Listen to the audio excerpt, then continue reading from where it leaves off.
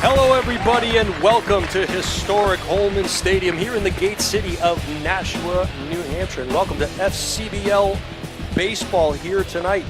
My name is Jason Roby. I'll be calling the action along with Ron Ducky Welliver. Tim O'Neill is on the Moving Pictures, executive producer Pete Johnson, and we will be live on Facebook tonight as there is a school board meeting that will take precedence over our broadcast. So welcome everybody, and Ron, as we sit here tonight, looking at the standings here in the league, from the 7 teams, 6 will make the postseason. Nashua sitting in that 6th spot, just ahead of the team they're playing tonight, the Westfield Starfires. And what can you tell us about the pitching staff tonight, Ron, for the Nashua Silver Knights? Silver Knights tonight, we have Cooper Annabelle going. He's a right-hander, 6'2", 215 pounds, 1-1 record. Play for Endicott College in Beverly, yes, Massachusetts. Jason, we both remember that well back at my Salem State, their beautiful college campus. My daughter actually just visited it there from Goffstown High. Anyway, he's on 14 days rest, and the 11th of July, he beat Worcester 7-3 with 5 innings, 2 earned runs, and 3 hits. And he had a loss back on July 5th, just after Independence Day, against Pittsfield. And so he's 1-1, looking now with 14 days rest today, Jason. He's looking to open up a little bit. We'll see what he's got. This is my first time here with you. It's a pleasure to be here. And, let's have some baseball. fun. It's a beautiful night. I always refer to us, Ron, as the B team, as John Collins and Tom King unavailable tonight, so that we have been called in to do the action. Looking forward to it. I coached football with Ron for, from 2004 all the way to 2014 at Nashua North High School, and haven't seen a lot of you. Great to be calling the game here with you tonight, as stepping into the box now for the Westfield Starfires is Danny Crossmay. So, Danny Crossan, a right-handed batter. You'll have to excuse us a little bit. We're late getting some stats here and some names, but we might have much information on everybody as it comes in. We're going to give it the old college try. And we'll start off with a strike there from Annabelle. Nice pitch. And it looked like Crossan taking all the way. 0-1 now. And another generous strike call on the outside portion of the plate, trying to establish away and away. We'll see if Annabelle comes inside on this third pitch. He doesn't. He stays right on that corner and just misses. That call was a strike the pitch prior, so Crossan has seen 3 pitches all on the outside portion of the plate.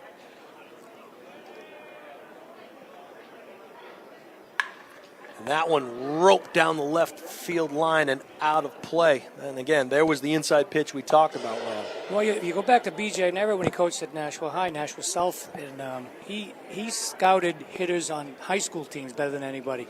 When I was over at BG, he'd actually would come and scout our players, taught me a lot about it. He's obviously trying to pitch him outside and trying to fool him with it inside, but he jumped on that inside fastball. And one of the things about BJ is he puts together a really good club. They've won 4 titles here in the league. As this one is hit a mile high, but it's going to stay in the infield. First baseman going to have a play on it in fair territory, and Crossan is retired, popping out to the first baseman. Next up here, Ron, it looks like we've got Devin Kellogg, the third baseman. Devin Kellogg. And Kellogg in the 2 spot. From the University of Hartford, Jason. Kellogg right now, 26 runs scored, but a .282 average. He's got a home run, 12 RBIs, and 20 walks this year so far. He takes a walk a game, it looks like, Jason. So he knows how to get on base as he takes high for ball 1. I love these scrappy number 2 hitters, Jason. And that one, almost an identical, just albeit a bit deeper. Going to be in foul territory, played there for the second out. That's caught number by 6, Dylan Jones from Palm Beach Gardens in Florida. Well, it looked like it was number 6. I may be wrong. It says he's a catcher. Okay. College, number 36. 36, Thomas Joyce. We talked about him earlier, Ron. One of the better hitters here in the league. Tom Joyce, yes, 361, leads the league right now for the last place team. He's got 10 walks, 3 homers, 17 ribbies with 22 walks. He's got hit 9 times, hit by pitch, Jason. Once again, knows how to get on base any way necessary. He takes ball 1 outside from Anibal. The second offering again outside, but paints the corner, does Anibal. Count evens up at 1-1. Beautiful night here at the ballpark. Jason Roby along with Ron Ducky Wellover. Historic Holman Stadium. An off-speed pitch catches the outside portion of the plate. Not sure if he's going to feed him any fastballs, Jason, with Mr. Joyce, 361 average. You know he can sit on that fastball. So we'll see what Anibal offers. He's ahead in the count here. And you said it right there, Coach. He stays outside portion of the plate off speed. Big strong left-handed hit. He's probably looks like he's 5'9", 5'10", but he's all muscle, Jason. You can see those legs. Wouldn't you love to have him in your backfield? No doubt. 2-2 pitch. Again, living on that outside corner. We have a full count here. 2 quick outs and a full count to Joyce here in the top of the first inning. And there you go, Ron. That ball is smashed, and it is off the right field wall. Get my bearings about me as Joyce stands up for a double. Well, Joyce got one right over the plate, Jason, lined it to right field. Now, I'm wondering how fast the jump is in right field with that sun. Yeah, I don't think he would have caught it anyway, but it was a nice shot. Been here right up for to that focused eye can't sound. The sun is difficult. I saw a Legion game here about a week ago, and the right fielders are having some trouble, some difficulty with that sun. As you see some hamstrings being stretched out there. Not sure they had Joyce played properly for that one. This will bring up the cleanup hitter. Well, Joyce, you can play him against the fence. It might not be properly. That pitch low end away to Christian Walsh, the designated hitter. See, Cooper Anibal's trying to catch that outside corners. He doesn't want to come right in the plate on him. That's what he did with Joyce, and he laced it. He paid for that one.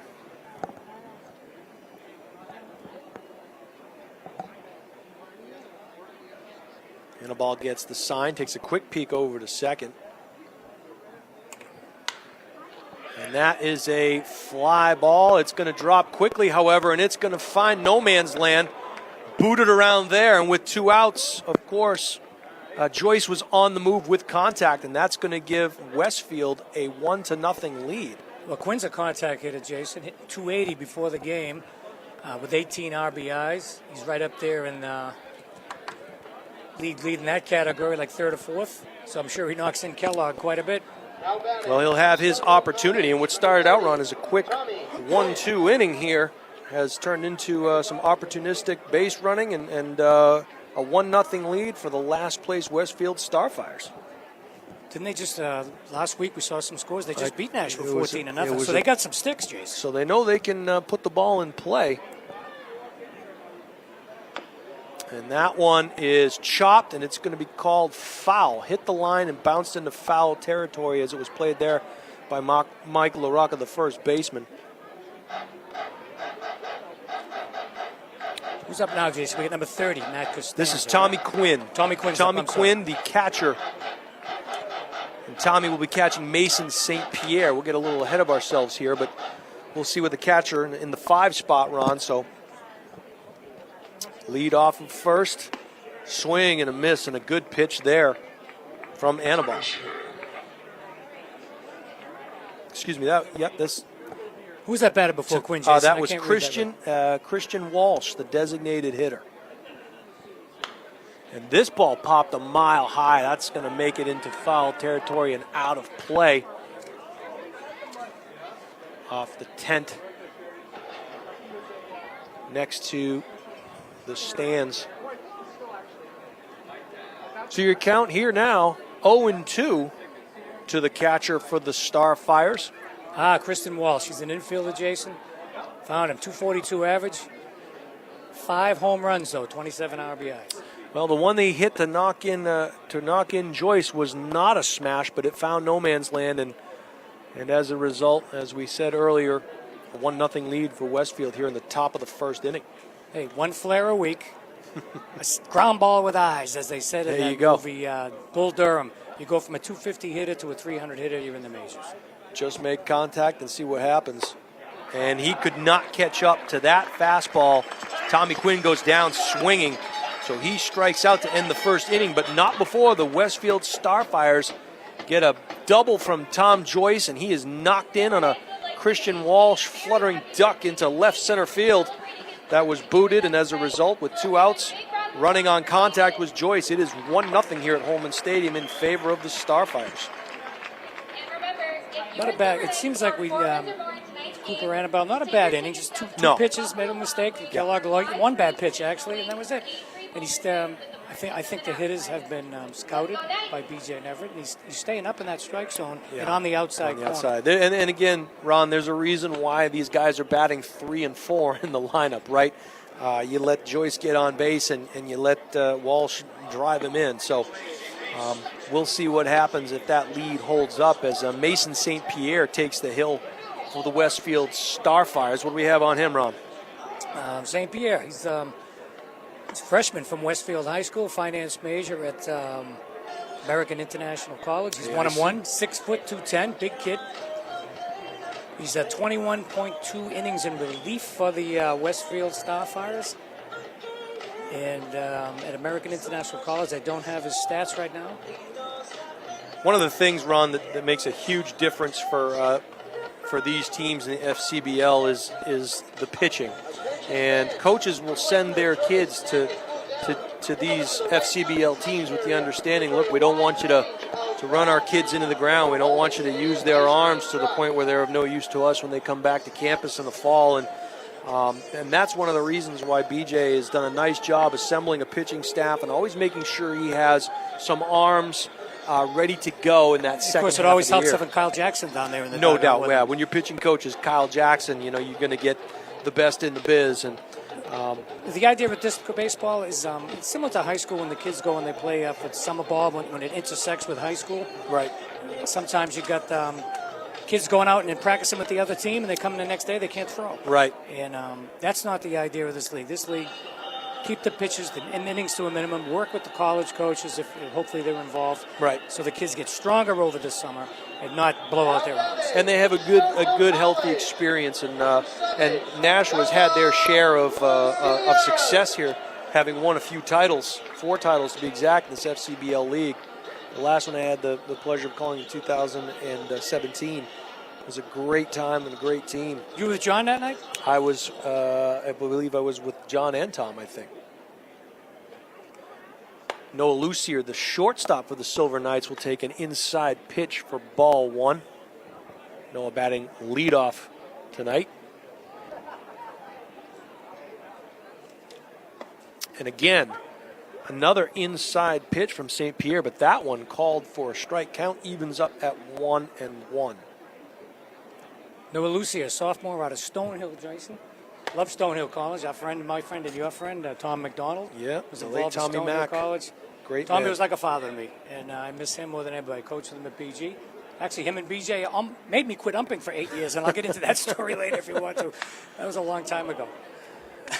Lucier fouling a pitch off to the right side there. I guess we might have plenty of innings to get into those stories, Jason. Especially if we go extra innings, we could. Who knows? Who knows? Red Sox moments, our own baseball moments. Oh boy, we have some, don't we? Count is 2-2 now to Lucier, and again inside 3-2 now. Full count to the shortstop. I don't know anything about your baseball resume, Jason. I know your football resume. Yeah, Where a little bit of baseball. I played. And that pitch, again, inside. 4 straight inside pitches as Lucier will take first on the bases on balls. Not a good start for St. Pierre. Throws hard, though, Jason. He it's does. Just a matter of him finding a right He's going to keep you off the plate, Ron. He's not afraid to come inside.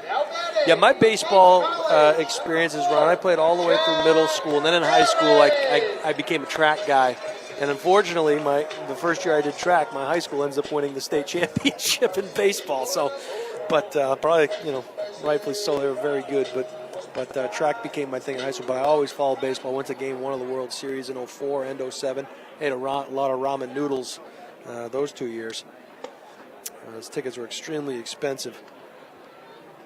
Back when I went to Game 6 and 7 in 1967, it Oh, cost like 67 $11 Red Sox. to get in the game. Now, did and I'm dating myself here. Whoa! Almost good picked off slide first back base. by Lucier into first. It was a good move by St. Pierre. And this is Jack Aran, the second baseman, lefty batter for the Silver Knights. Did you get to see who was the great pitcher in '67? We actually Tim talked Lonborg for the Cardinals. for the Cardinals. Bob Gibson. Did he pitch in one of the games you were at? He must have, right? He pitched Game 7. He pitched Game 7 against Tim Lonborg. Yeah, and Lombard is no slouch. Lou Brock put one right out on the bleachers where I was, and they lost like 8-1. Game 7 was so exciting then.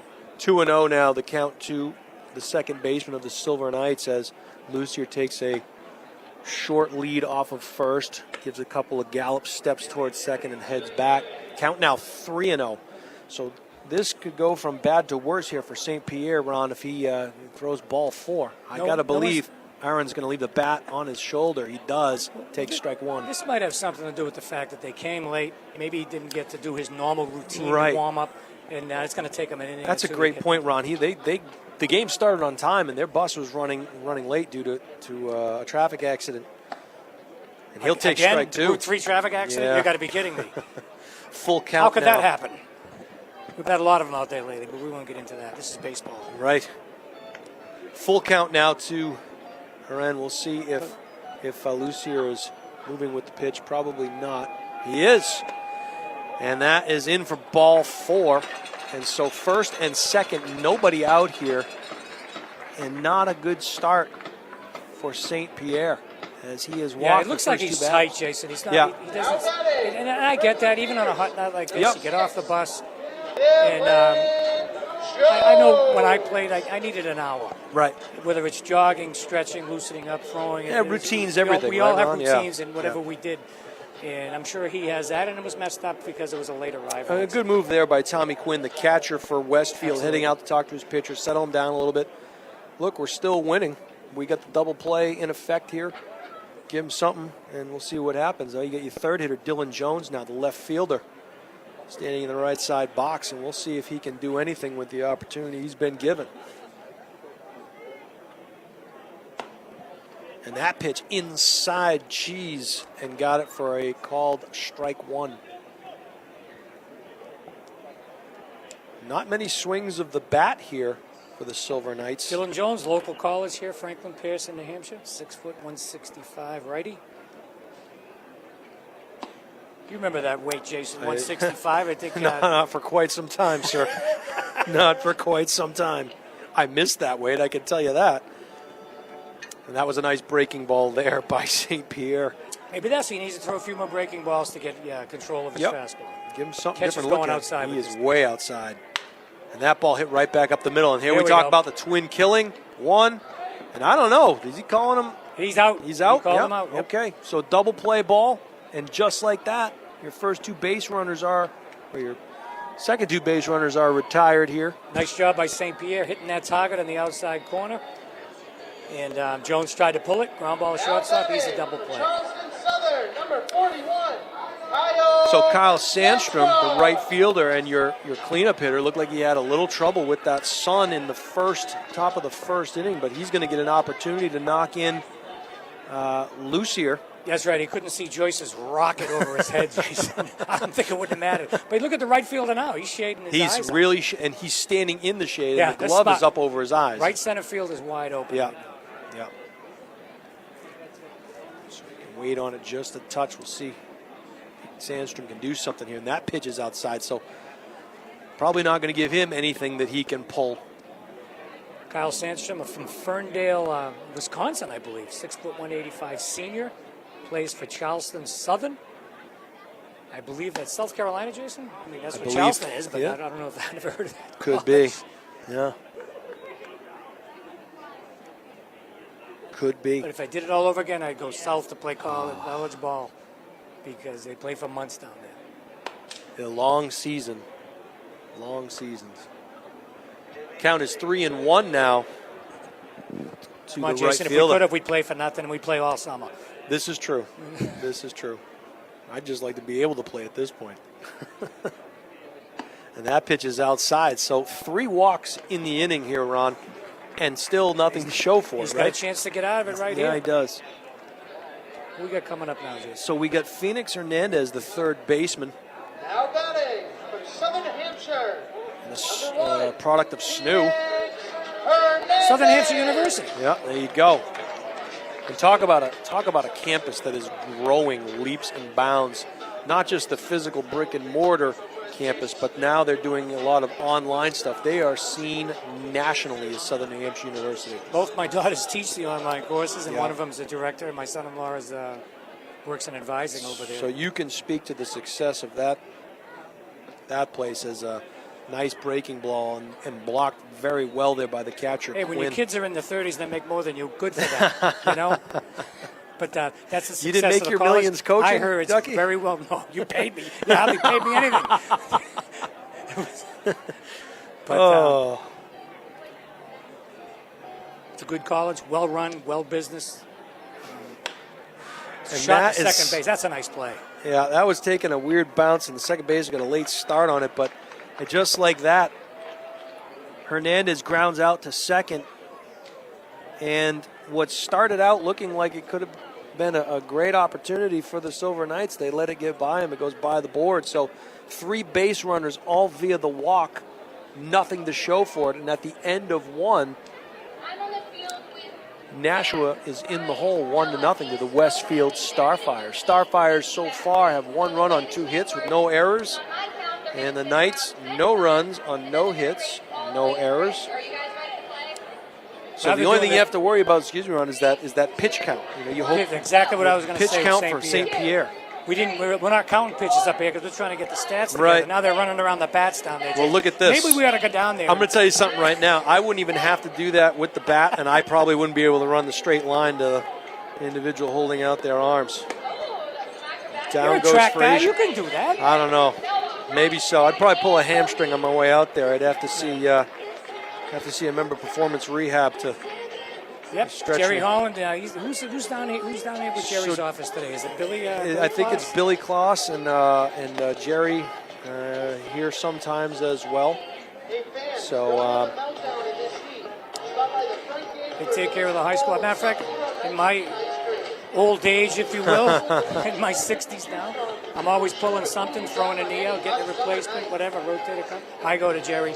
well, your Yeah. idea of retirement, Ron, is not everyone's idea of retirement. A lot of people don't get push mowers and do yard work and all kinds of things like that. But That's what I do. But you we're are not here to high- advertise the business. Why Jason. not? Why not? I think it's a great thing. We should put it up on the new Holman scoreboard up there. Ron Welliver. I'm lawn alone. care. I can't take any more business. I had barely have enough time to get here for Pete. Anyway, I'm glad to be here, though, Jason. It's good to have you. French fries are getting cold. French though. You better fries, start eating. believe me, I don't need those, but I'm sure I'll eat them Well, as they we brought 'em go. over, but you get the chicken fingers look pretty good. I tell you. Top of the second Susan here. fed me good. We should have had you over my I was house going to say, before I we should have came. stopped by before the game. Matt Costanza now, the second baseman for the Starfires, will lead off the second inning. And again, I'm outside sorry. I'm sure corner. he hears this a lot on the campus, but I love that last name. Costanza. Matt Costanza. Yeah. Any Seinfeld fans over the years, I'm sure he's heard it before. So I Oh, won't I'm get into sure. it, but And that one fouled just off to our left side and out of play. 2 balls and a strike now to Costanza, the second baseman. He's played in 15 games, Jason. He's at 32 at bats with 8 hits, batting .250 right now for Westfield. He walks a lot. He's walked 6 times in 32 at bats. 7 strikeouts, couple stolen bases. Good breaking ball there from Anibal as kind of froze Costanza. And a late swing on that, but it looks like the left fielder is going to have it sized up well, and he does. That was Dylan Jones making the I'm run not over sure as if he the went the coach other made way. Made an adjustment because I haven't seen Costanza bat before. He moved way up in that box. He trying to did. get that outside pitch. And he did, didn't he?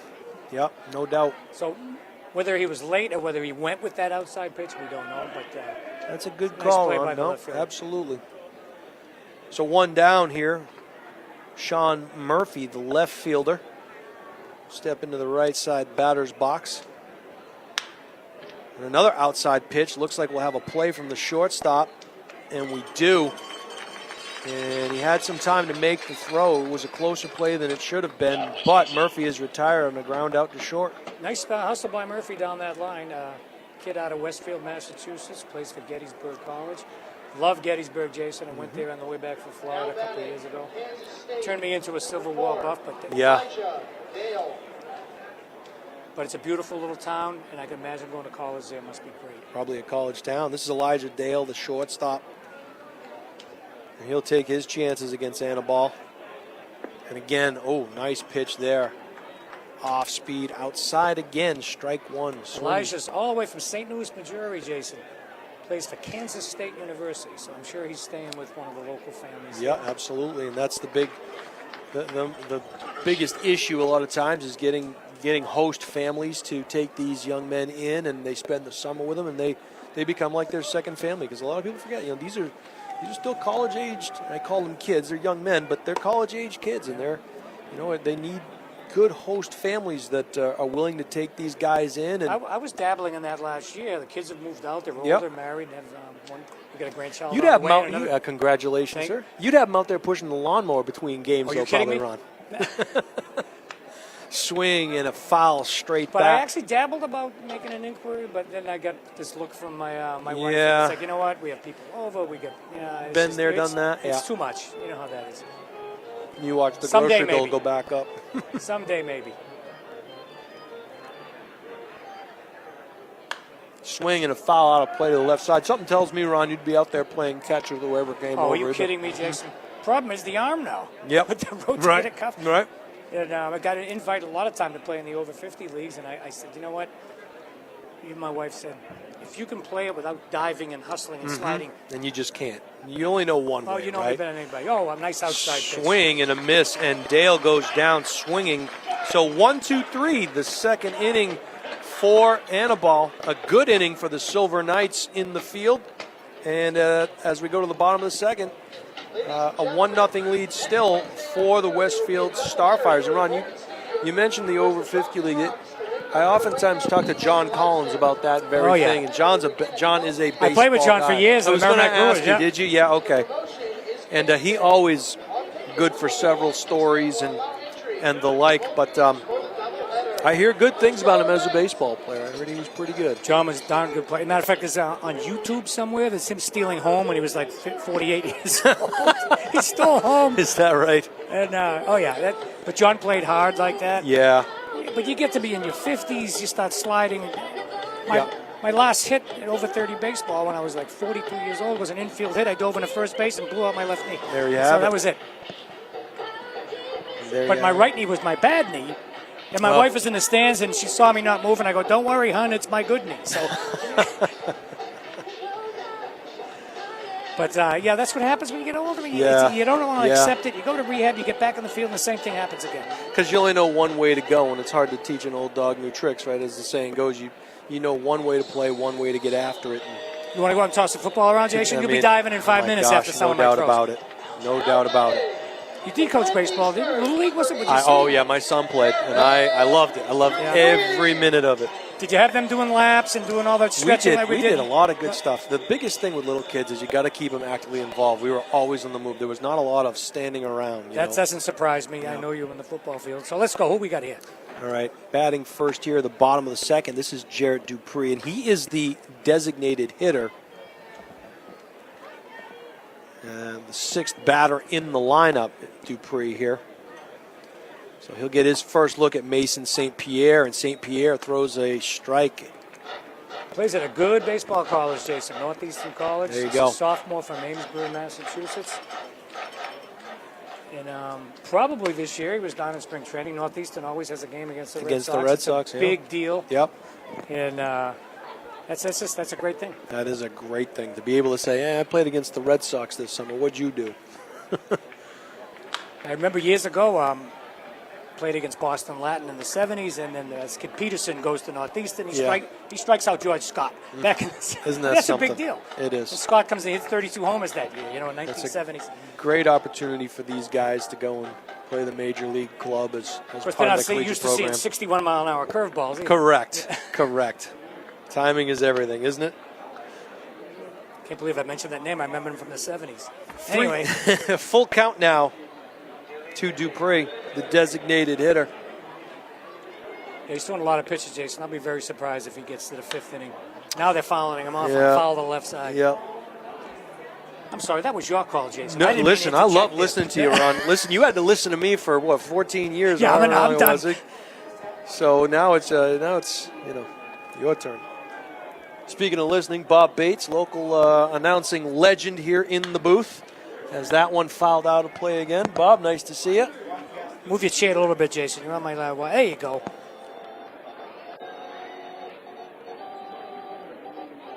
Hey, Bob, good to see you. How are you? I am well. Good to see you, my friend. Jason, want to chat with Bob a minute?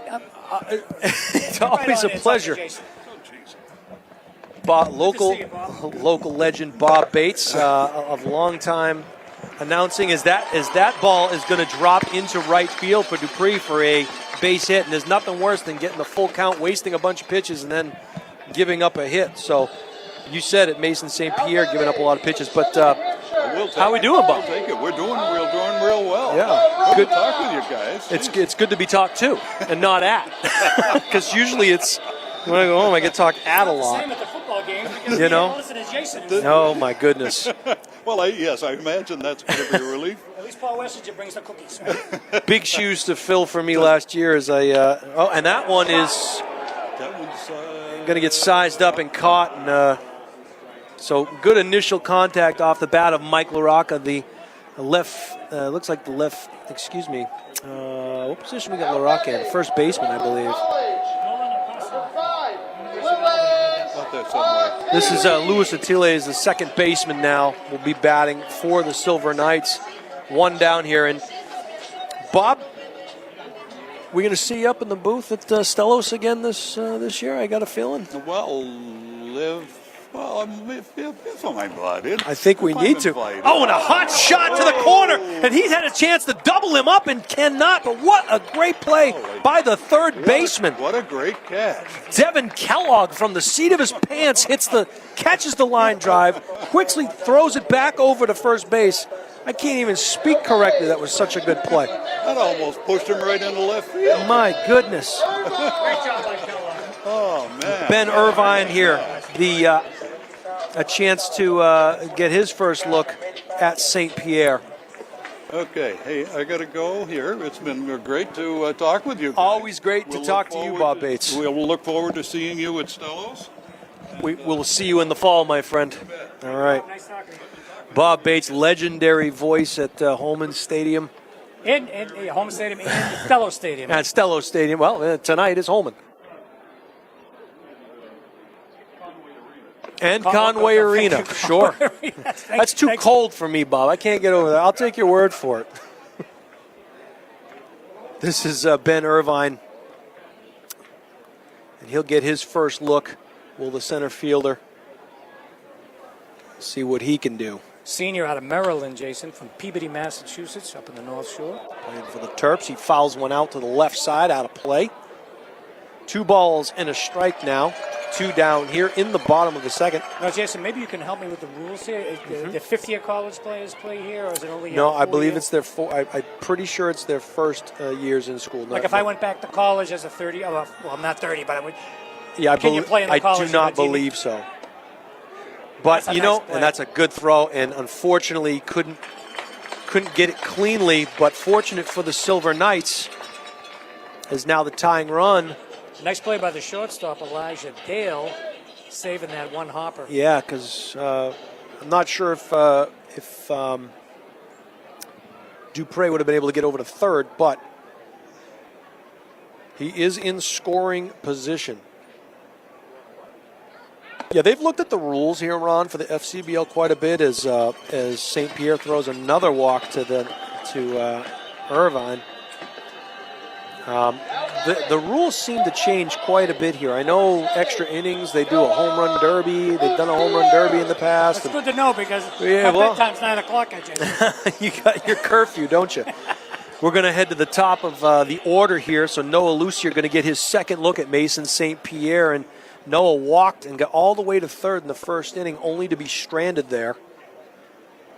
So he has a chance to help himself out. And this one A lazy fly right into the second baseman's hand just behind the bag.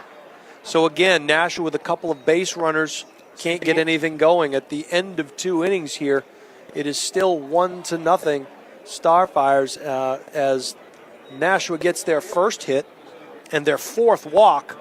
But again, nothing to show for it. It's like anything else, Jason. You need to get to some of these pitches early when they get off the bus. I'm not familiar with St. Pierre, but once some pitches get going, they're on a roll. And then all of a sudden it's 5-6 innings and they're still shut out. That's right. I noticed I haven't seen BJ in a while, and since his high school days. He's calmed down as a third base coach. Yeah, he's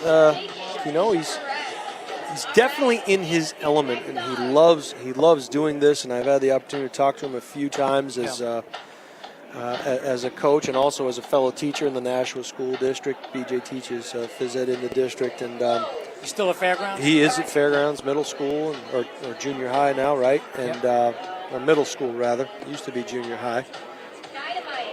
But he does a nice job with this team, and he's, when you look at the records of these teams, Ron, Nashua in the 6th spot out of 7 teams, yet they're only 3 games out of first place with about 7 or 8 games remaining. I think 8, including tonight. Not a lot left to play, but a lot at stake in terms of postseason positioning.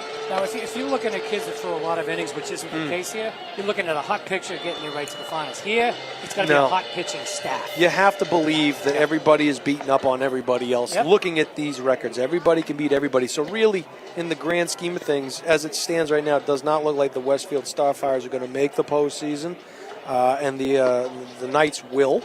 And doesn't really necessarily matter where you fall in this postseason, because the team that's playing the best baseball very, very well could win it. Very evenly matched. Looking forward to the playoffs here, Jason. You try to make it back. Yeah. The University of Albany is number 19, Dolan Okazo. So this is the right fielder. Dolan Okazo, I believe, is the name. This is his first look at Cooper Annabelle. Well, everybody's happy in right field now, Jason. Yeah, sun is gone. Yep. Beautiful night for baseball. Sure is.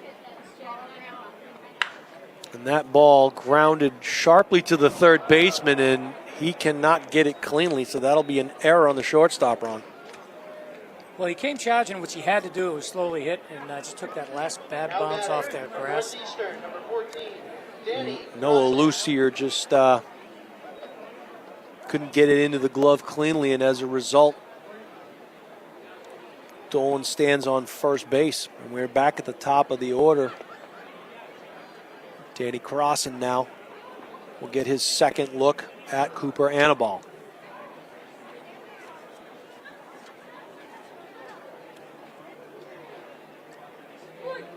Swing, foul back into the netting, 0-1 now. Danny Crossan, a 279 hit it, Jason. 30 runs scored. Right now, he leads the league in runs scored for a last place team. You know, you're the leadoff hitter. That's what you're expected to do. Job is, absolutely. Get on base and score. And Crossan clearly has done his job. He's got a couple of homers with 18 ribbies, but then behind him is Joyce and Kellogg and Bubba. We know what they can do. We know what they can do. And obviously, they drive him in. Which is interesting when you look at the record, Ron. 13-31, not a great showing here for Westfield. Yet they come out and blank Nashua 14-0 last time they played them. So you wonder if it's a roster issue, if it's a pitching issue. Did something happen? Yeah, they could have changed rosters, and there could have been issues with the team early on. Ooh, quick snap throw back to first, and they caught him leaning the wrong way. That ball was a little closer to the bag. Probably would have had him. Is that BJ still at third base, or is that one of the assistants over there? Third base coach, I mean. For Westfield? No, that's Westfield. That's what, yeah. It didn't look like him, Jason. No. I just got the wrong color. BJ goes over there usually. He's going, and that is a hit and run, and that's going to get down, and you're going to have first and third with nobody out here, and they're going to, I thought for a second they were going to send him. So a good hit and run play there, set up by Westfield. Runner was off on the pitch. And Crossan smashed one into left center. Number 17, Devin Kellogg, up third baseman, made a nice play last inning, diving into the hole, save a run. He did. He popped up his first time against Annabelle. So we'll see if the third baseman, he did it in the field. Let's see if he can do it at the plate. Nobody out here. Double play is in effect for the Silver Knights. Swing and a high fly ball, dropping quickly, but plenty of time to play it in right field. He tags up. There will be a play at the plate. A little bit too far off the line, and so that sacrifice fly will plate the second run for the Starfires. Number 36, Thomas Joyce. You always wonder, Ron, you got the double play in effect. You take your chances and you catch that ball and you try, because he's going to tag up at third and try to make it in. It all goes in your positioning, too, in the outfield. Yeah. He's on his way. He's made a full sprint towards the fence. He had to stop that extra second right of the time. If he had time, or maybe it was a little shallower, he could have had it on the run and maybe had to play at the plate. That's a great point.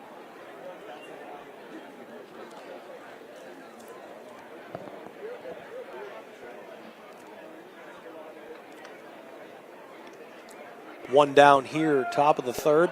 Swing and a miss. Got a piece of it, foul, tipped it into the catcher's mitt. And that he had bad intentions on that swing, did Thomas Joyce. It looks like he was trying to go to left with it, Jason. Yeah, that's possible. He's right on top of the plate right now, so he's going to take that outside pitch and drive it. And again, you mentioned changing their approach a little bit as they face the pitcher for the second time. I was hoping to see if BJ had practiced their first and third moves there, see if maybe had a rundown. Right. I'm sure he'd have been right on the money with these kids. But it didn't come to be.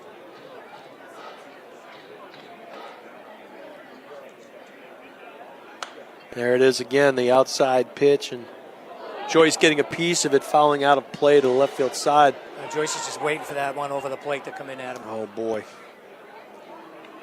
Got a big gap in right center field right now.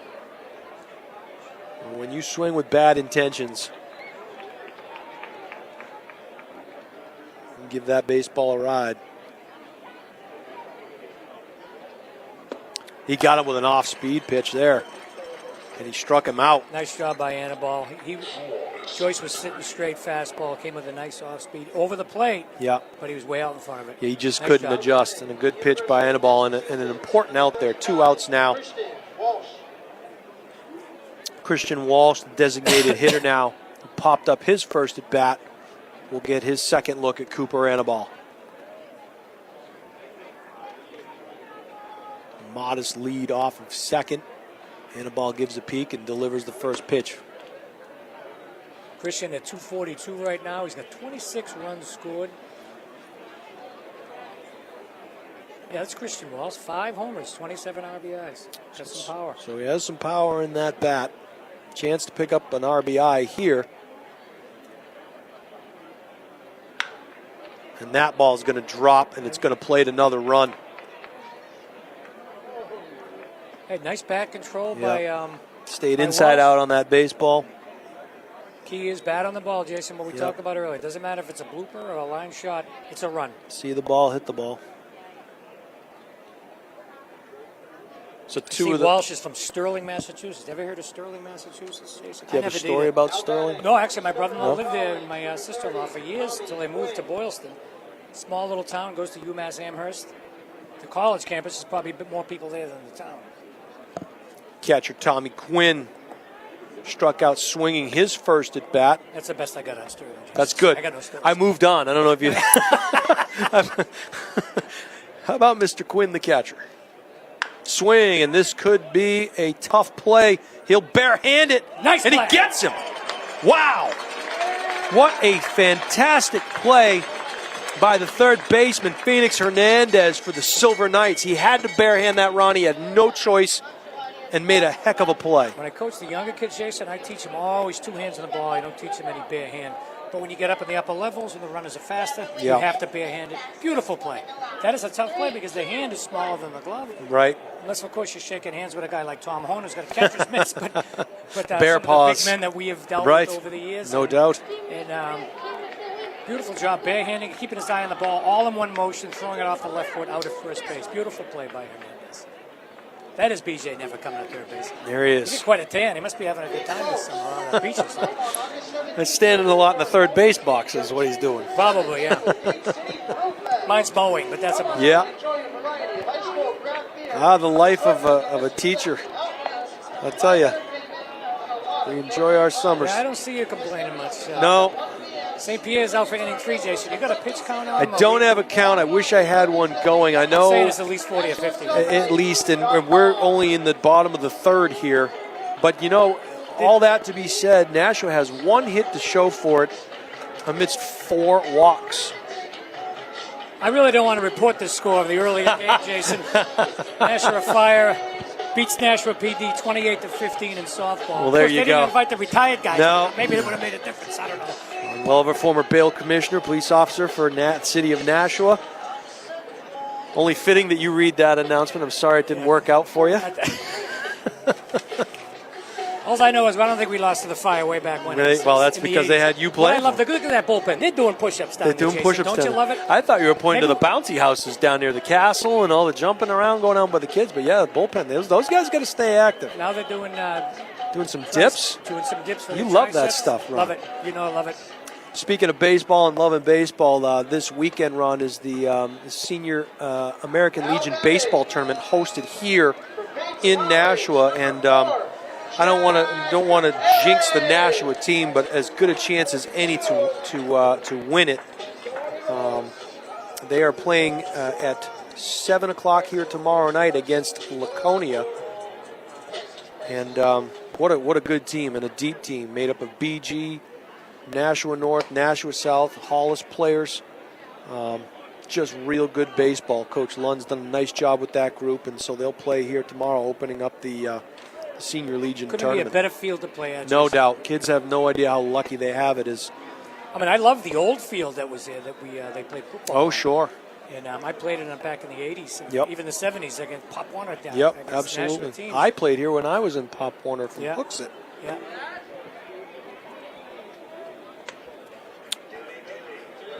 So Jack Aaron, the second baseman,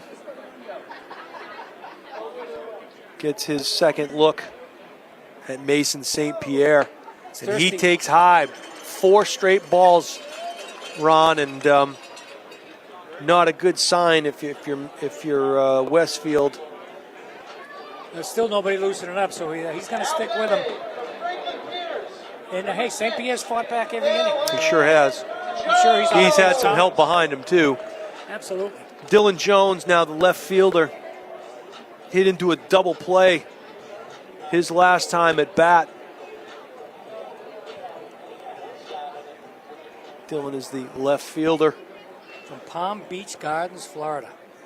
Love Florida, Jason. Well, in the winter anyway. I don't Florida in the winter. I don't Nothing think I like want to it. be down there now. No. He takes ball 1 outside, strike 1 outside.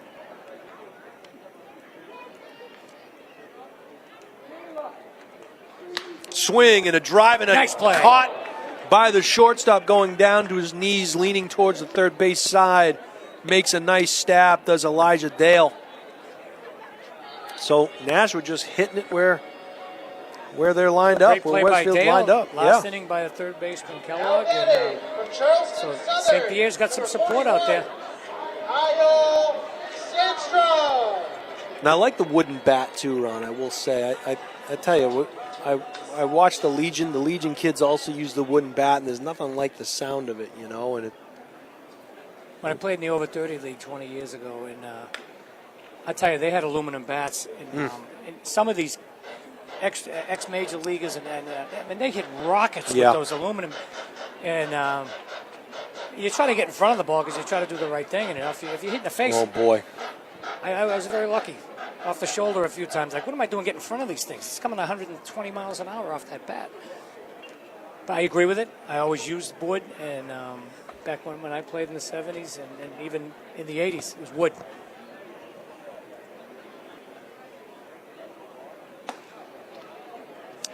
I think over 50 leagues, the other leagues are starting to go back to wood also. Yeah. But Well, glad to safety is, is first and foremost an issue, and you look at the netting that goes all the way down the first and third baselines, and as well, if you remember, there was a kid named Ledbetter years ago, drafted by the Red Sox in the first round. I'm not sure, I forget where he played, but he crushed the ball with an aluminum bat. He goes to the wooden bat. He couldn't even make the team, make the minor league team. Jeff Ledbetter, I'll never forget that. It was a long time ago. I'm aging myself now. Sandstrom takes I'm outside doing ball half the three. night here with you. There's no place you'd rather be, sir. 3 balls and a strike, 1 down to the right fielder, Kyle Sandstrom, as he tries to move Jack Aaron over to second, and he will via the walk. So another bases on balls issued by Mason St. Pierre. St. Pierre's like a boxer right now. When he's coming back to the corner, you stop this fight, I'll kill you. He's out there. He's out there battling. He's got a 3-0 lead. Why not? 6 walks Now batting from Southern in Hampshire, number 2 1. innings of pitching, 2.1 innings of pitching, 6 walks. The Silver Knights have to take advantage of it sooner or later, or they're going to find themselves in the hole too much, and then all of a sudden they're not going to get any chances. We've seen a couple of great plays at third base here tonight, one by each team. Give 'em And credit. this last one, Phoenix Hernandez made a great barehanded play. We'll see if he can get a base knock here to get Nashua's Nothing first like run on great the board. fielding, Jason. Nothing Nope, like it. no doubt. And I think are they calling a balk? What? Well, he stepped off the back of the Yeah. rubber, and evidently he made a move to the plate before he did that. The ump caught it. Yeah. So now this is a different scenario. Now a deep fly will score you a run. Although I have to believe that First base is open, so we can still Yeah, be cautious. yeah. I mean, we'll see what Hernandez does here. you know what they say: you make a great play, come in, you at bat. You never know. Not to jinx them at all, Jason. No.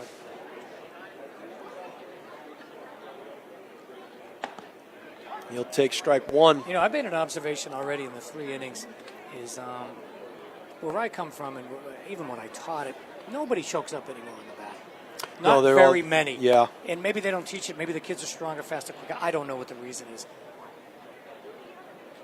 But you got me up there with a kid that throws this hard, and I just want to get the bat on the ball. My hands Ga- moving up, my guarantee- bat's dropping a little bit, no That's it. doubt. Yeah. But they teach it differently now, and I get it. Hit for average, get the bat on the ball. Yeah.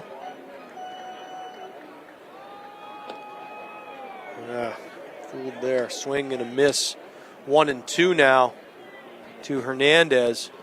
Because again, St. Pierre could definitely use a punch out here to help his cause. He's been living on the edge all night long, issuing the walks. And we'll see if Nashua can finally make him pay for it. And a great play in the dirt. Stop there. Fires down to first. And I'll tell you right there, Tommy Quinn doing a lot of good things out there tonight behind the plate.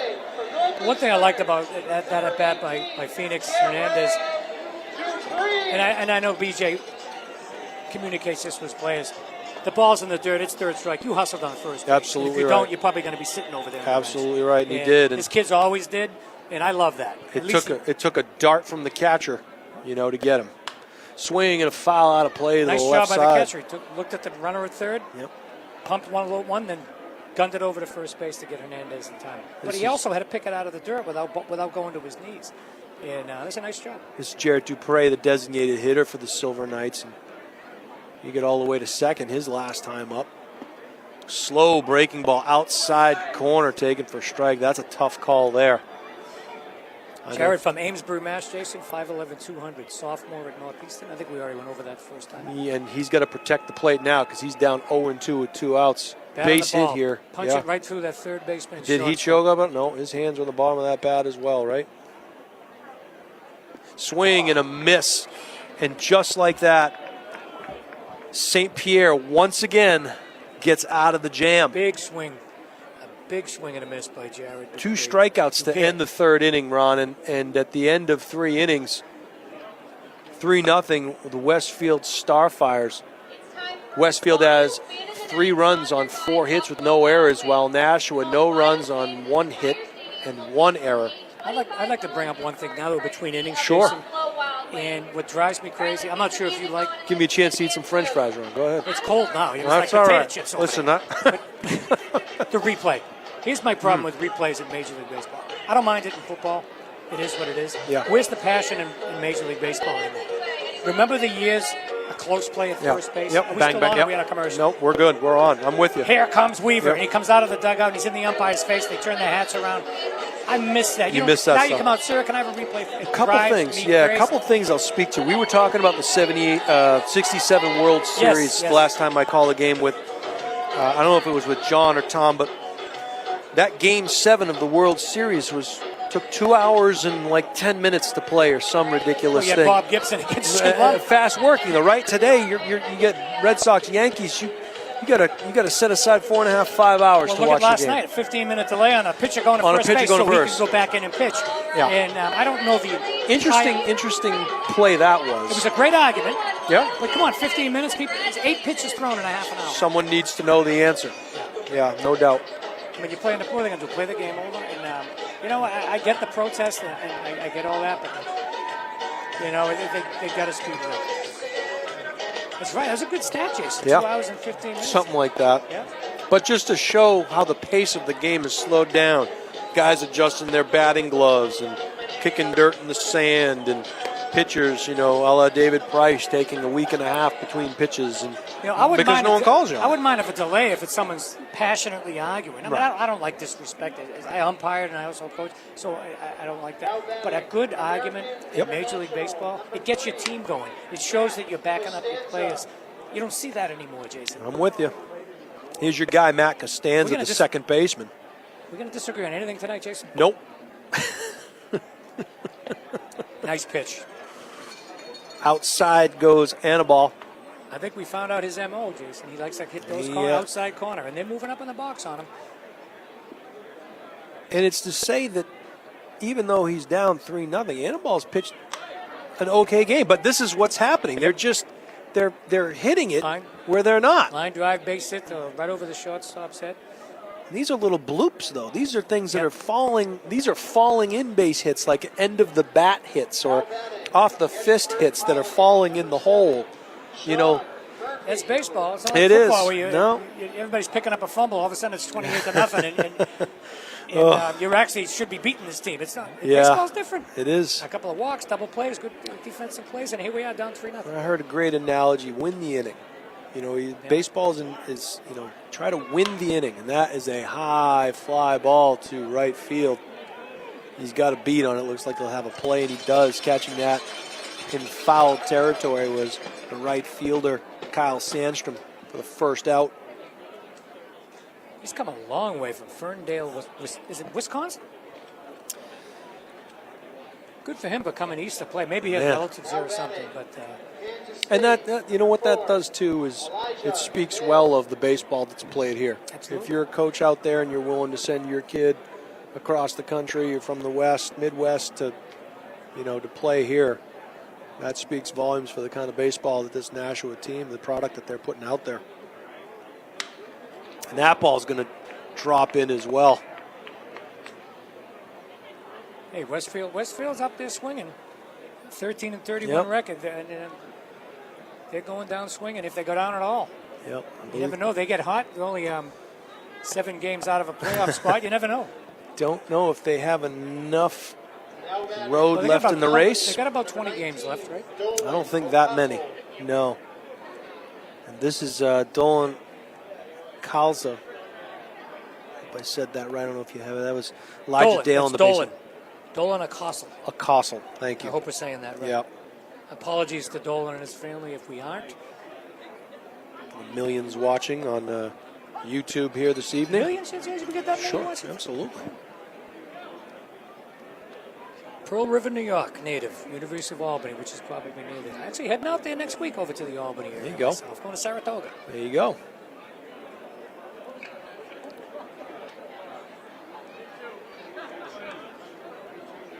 He thought about it and was able to keep bat on his shoulder. Speaking of Saratoga, good baseball out there. Glens Falls, the minor league team is right near there and near Lake George. Beautiful area.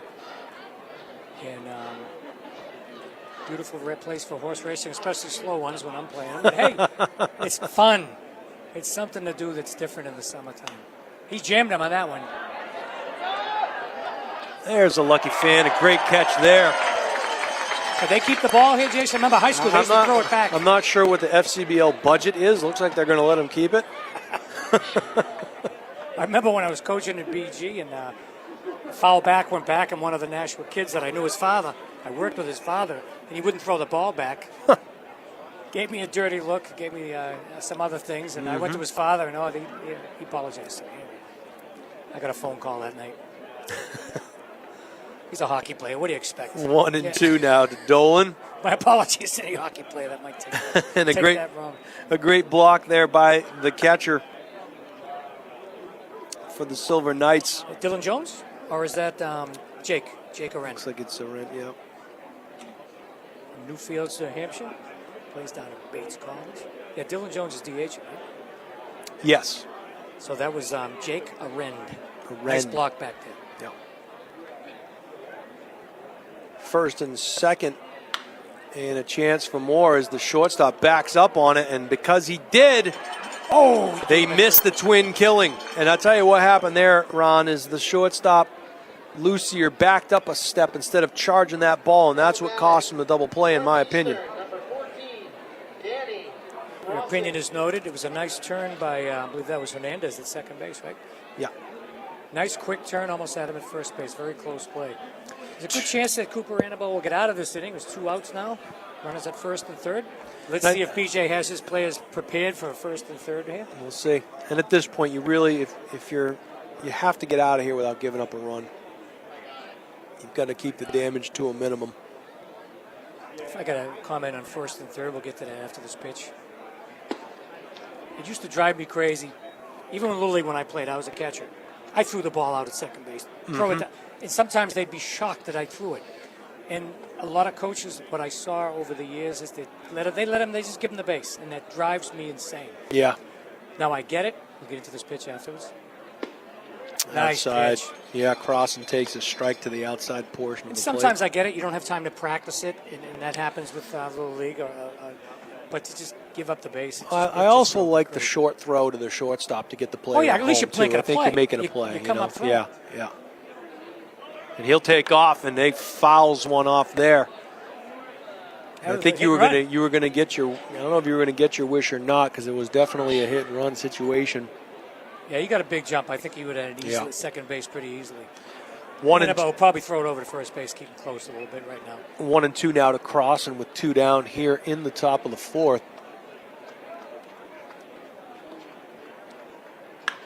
And that ball hit, but playable, to the left fielder.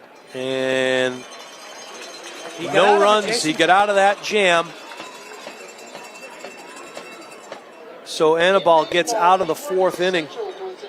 He's scattered 6 hits over 4 innings, giving up 3 runs. Yeah, getting out of jams, Jason, as you know, creates character in some of these pitches. And it's like keeping a kid in a football game when he's made a fumble. You talk to him, put him back in there, give him the same play. If he fumbles again. Well, then you got it. It's like 3 year out, basically.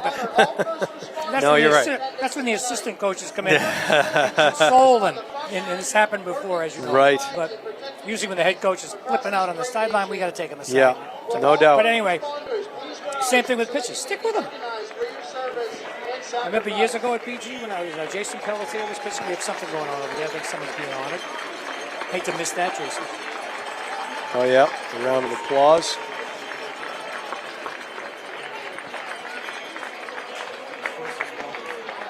Was it for first responders? That was for the first responders. How about the retired first responders? I think it doesn't matter. You'll never be a retired first responder, I hope, Ron. I hope you're always on call, sir. I wonder if are they at the game? Yeah. Where are the cops? I'm trying to look over there. I know most. They were down somewhere probably behind in the beer line home, with the firemen, but somewhere behind the home team dugout. Now batting, Well, it's good to see the positive reaction anyway when they mention it. I can't stand what I'm seeing right now, but we're not going to get into that. And I think you know what I'm talking about. Not locally, obviously, but what's happening throughout. This is Mike LaRocca, first baseman. He flew out his first time against St. Pierre, and St. Pierre back on the hill, Ron. Outside Cheese taken for a strike. There's nobody up. There we go. We got someone warming up. Looks like number 5 is heading out to the bullpen. Let's see if I can find out who it is here. And that one hit the straightaway center field. Didn't even have to move.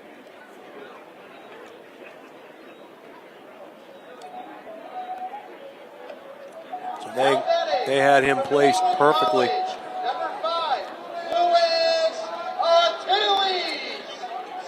Louis Attilles, the second baseman. He lined out his first at bat. So this is his second chance to see Mason St. Pierre. I see Bryce Walker, number 5 for Westfield, heading out to the bullpen. Milford, New Hampshire kid. There you go. Kid. But he's just going out and sitting down. So maybe Okay. a little push-up contest. Maybe that's where the sunflower seeds are. I love to see people staying loose on the sideline. Absolutely. Absolutely love it. Swing, and that's going to find the hole. We'll see if he has a play at first. He does not. No, but that speed. Nope. Louis Attilles with a nice liner or a ground ball through the hole between first and second. Louis Attilles from Roxbury, Mass. There you go. I went to school in Roxbury myself. Goes to There's the like Wheaton second College, degrees of separation between you and every person out here. I bet we can connect the dots within 7 moves let's to you try and if we every can. player I know a out here. guy went there, and, you know. A man about town, Ron Welliver. Ben Oh, that's a Irvine. close play at first. Attilles obviously got some speed. There's no way they were going to get him at first. They know about him, so they're going to keep a close eye. I have a I feeling wish I on had Mr. some stats Attilles. on him. He probably has a stolen base or two. And this is Irvine. Pitch out. High pitch out. Ball 1.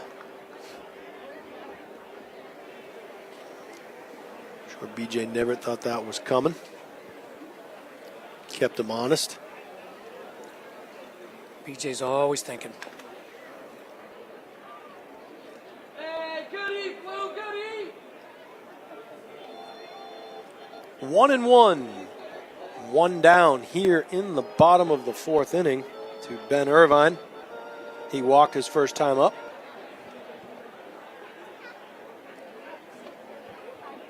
Oh, Ben Irvine from Peabody, Mass. Got a nice That's swing all on you that got? That's all you got? Come on. one. Come on, Jason. Oh, fool him on that one. 1-2 now to Irvine. You know, I always want to be a switch hitter, Jason. I just started writing with my left hand. Okay. I figured do something different. Sure, why not? You know, Why not? it's the only handwriting I can read, actually. But unfortunately, And he reaches out, and that's going to drop. Wow, talk about a defensive swing.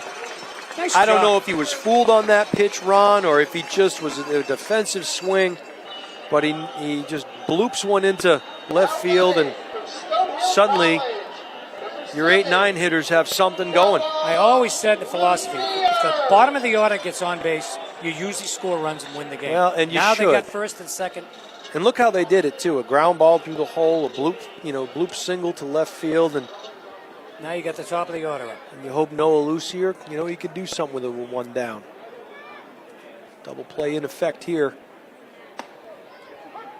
Takes strike 1, does Noah Lucier, the shortstop. Sandown, New Hampshire kid from goes to Stonehill College.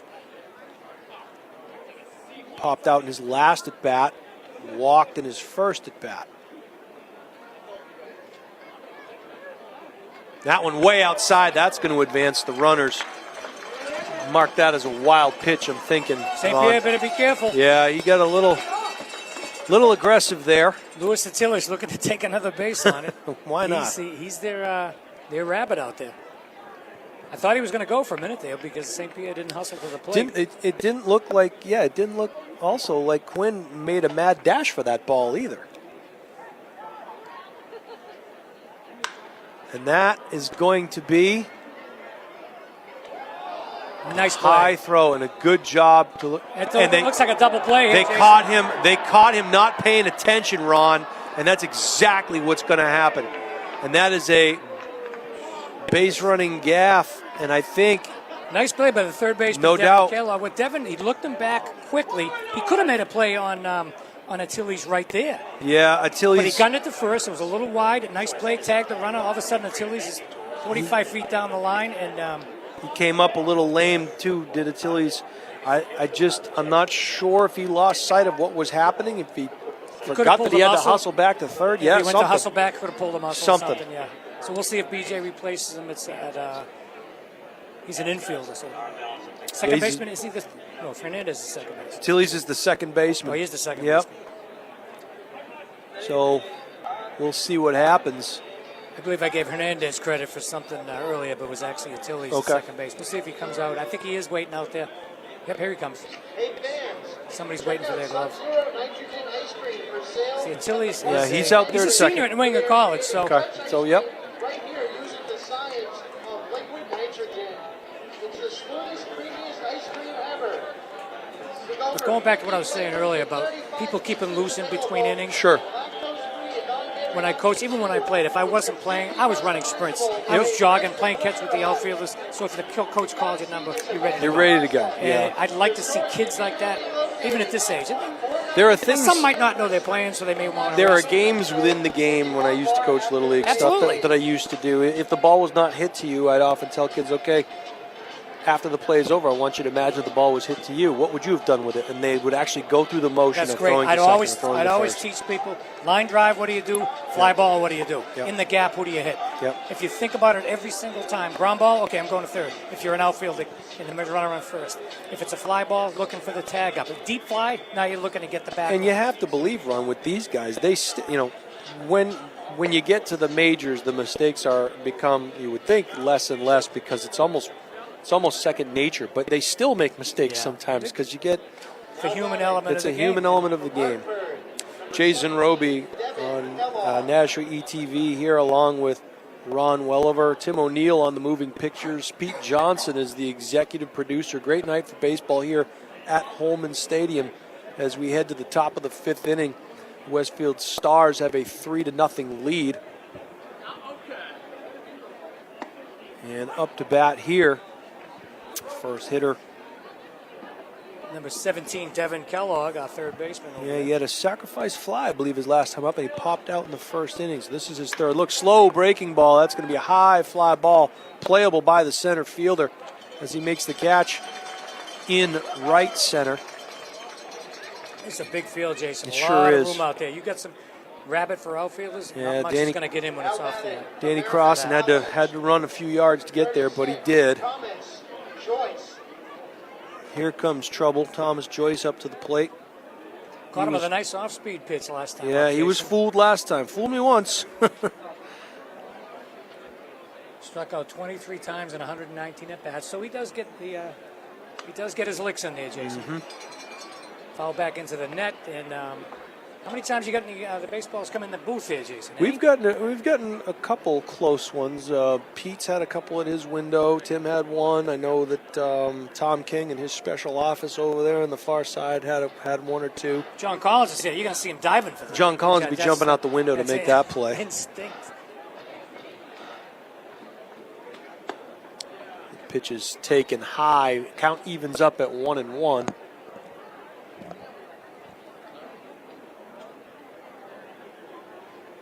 The light.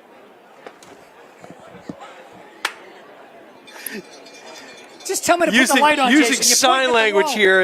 He's like, what are you? Pointing Thank at you the for wall. turning the.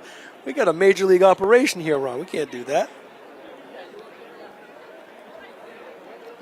And that ball taken low. So I wonder if Cooper Aniball's getting a little bit tired. He's not hitting the corners Hmm. like he was.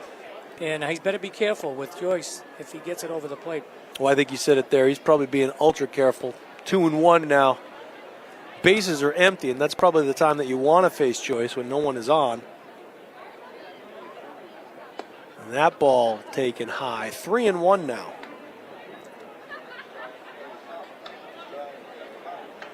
Top of the fifth inning. Walsh on deck, Jason. That is correct, sir. Christian Walsh from the UMass Amherst. And it looks like he's going to get an at-bat here as the ball 4. Yeah, Walsh will have an opportunity to move Joyce along as he takes ball 4, heads down to first base. Talking about some of the summer baseball here in the FCBL and looking at the averages, the attendance averages. Nashua actually is sitting in third place of the 7 teams in terms of attendance here. They're averaging 1,206 fans is the average attendance here for a home baseball game. That's actually pretty good, Jason. Yeah, it's we'll not go back bad. to when the minor league teams were in town, the Angels and the Pirates. I mean, initially you got good crowds, and then it tailed off, and they couldn't handle it. Well, you try to make it an affordable family event, right, with a lot of things happening in between innings, a lot of promotional type nights. You bring in guests, throw out the first pitch and those types of things. And it's difficult. You have the minor league team just north of us in Manchester. Yep. So you have to have some entertainment for Yep, the people. you're absolutely Of course, Tags right. Thirsty Thursdays. Brings them all out. And the designated hitter, Christian Walsh, now ahead 2 balls and no strikes. Just 1 down here. Nashua with a chance to turn the double play.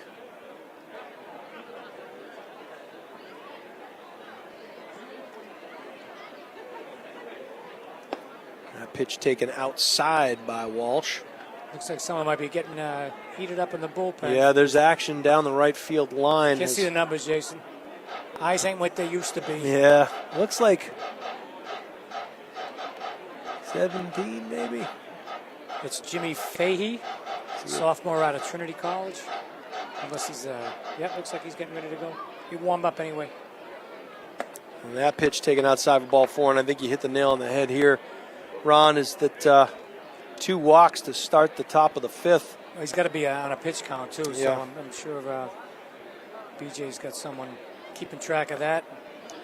Now batting. Of course, the college coach is probably right on this. Oh, no doubt. On YouTube watching this game. I'm sure. Listen to I everything think he we're on. says. Are we Facebook? I believe we're live on Facebook tonight. Gotta love all the Live on technological advances. Half my friends You a are too old. Facebook guy, Ron? You on Facebook? I don't comment anymore. Okay. I'm a scroller, and Yep. I wasn't even on it until I had a granddaughter. And Okay. I wanted to see. You wanna see I was pictures leaning over and my the- wife's yeah. shoulder, and I wanted to see the pictures. And so I said, "Why don't I just get a pay?" All of a sudden, everybody's, "Here you go." Yeah, not really my gig. I'm not a social media guy. Not as much as maybe. Well, I'm getting slowly weeding my way off of it. I like seeing the stuff with family on there, but Sure. Kyle Jackson out to talk to Annabelle. he's given some time to warm up for. Yeah. Catcher came out, Jack Aren came out, and then We think it's Fahey anyway right we now. think. Hard to see the numbers back. We're going to get a runner, Jason. We got a runner here somewhere that can go check his number for us. I'm thinking no. Here's Big Tommy Quinn coming to bat.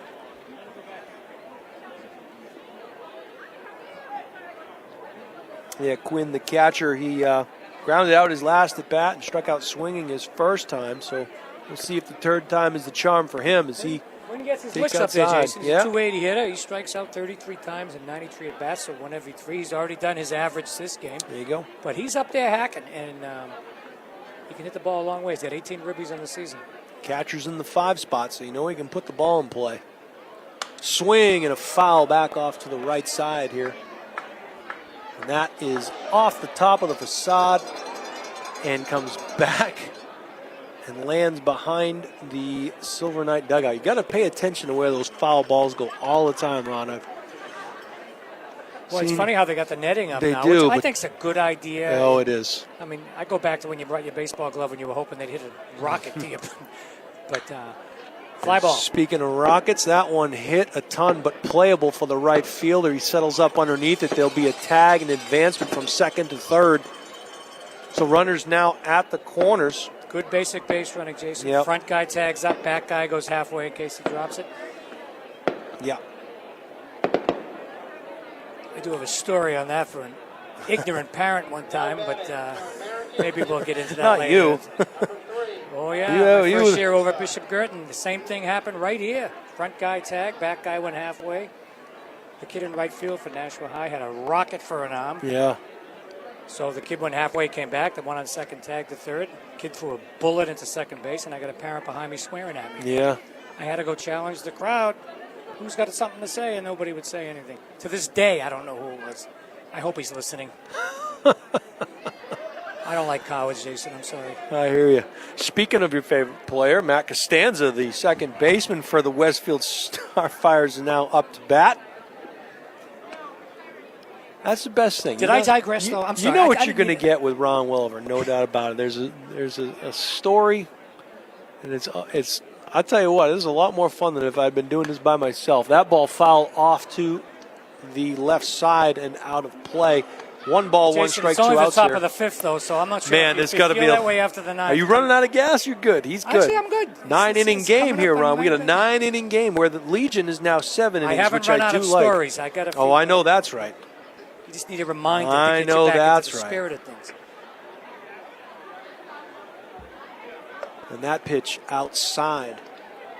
Matt Costanza from Revere, Mass. Revere Beach. Have you been down there, Jason? Revere have. Beach. Kelly's Yeah. roast beef, the best roast beef. At least it used to be, anyway.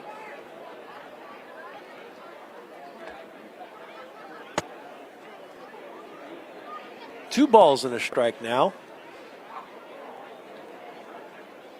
Swing and goes the other way with it, and just above the bullpen, left field Costanza side. plays for American International College. I got a little story on them. Little Jason, back in AIC, college, we little played- AIC talk, We Ducky. played AIC in a tournament game. Jim Swiecki pitched against us. Got Swiecki. drafted Yeah, by the Red Sox sure. back in 1976 or something like Okay. that. And he beat us 3-1 and knocked us out of the Swiecki. ECAC tournament. But American International College. AIC. I'll have to Yep. look it up when I get home to make sure I got the right college. And if I don't, I'll correct myself next time I work. What year was that, Ron? 77. 77. 77. Okay. I know you got to look I it was- up. You got to. I was your phone's 5, out of power, so- so you can't look that up. Right. 5 years old at that point in time. You don't remind me. See, I'm dating my. That's my problem. When I come up with a story, I'm dating. Oh, myself. no, I love it. I I love it. apologize, everybody out there who is listening. And has to listen to this stuff. It's good stuff. Modest lead off of first. They're not holding him on. Runners at the corners. He'll take off. No throw as he will take ball 4. It was a full count pitch. So now Costanza stands at first. Walsh stands at second. And Joyce stands at third. There's nowhere to put him, Ron. And Sean Murphy, the left fielder, with an opportunity to bust this game wide open. Sean Murphy, 238 hitter. Jason, he's got 20 hits and 84 at bats. 3 homers, got a little bit of power, 14 ribbies. He's up there with 2 outs and the bases loaded. Here comes BJ and Everett. I think we got a relief pitcher coming in. Yeah, we're going to see a different pitcher here as Cooper Anibal went 4 2/3. I'll give him credit. He threw a lot of pitches. Yeah, he he hung did. in there. Yeah. And You know, good job by Cooper. Westfield did a nice job, spraying the field a little bit with some bloopers and some opportunistic hitting, some good base running. Well, if I was one of those hitters and you said my line drive was a blooper, we'd have a problem. Some of them were well-hit bloopers, Some if you were, will. some were. Let's give him... We'll go with any hit's a good hit. How's I'll that? take that. I'll take that. But right now, Cooper is the pitcher of record. Bon 3 runs, Jovi, all earned, I believe. I believe so. Well, Bon Jovi playing over the intercom here. Did you find out the number? Who's in there? Not Is it yet. number I 17? can't. Is it Jimmy This Fahey? bullpen is brought to you by the Hampton Inn of Nashua. Would they love to have you stay with them? Now It I is believe 17. it is 17. Nice overhand delivery. from Trinity College. Fahey, sophomore from Danbury, Connecticut, Jason. Fahey. Trinity College. Trinity Now, College. many of these kids, when they're freshmen, sophomores, come back here. Any repeat players? There are. You know Yeah. what happens too sometimes, Ron, is guys change teams. Now, do they have Guys to are trade? changing. What's the rule on that? I'm not sure how it works. I want to say, and I don't know that I have this accurate, so I don't want to. Okay. I want We're to going to hold you to it then. Yeah, but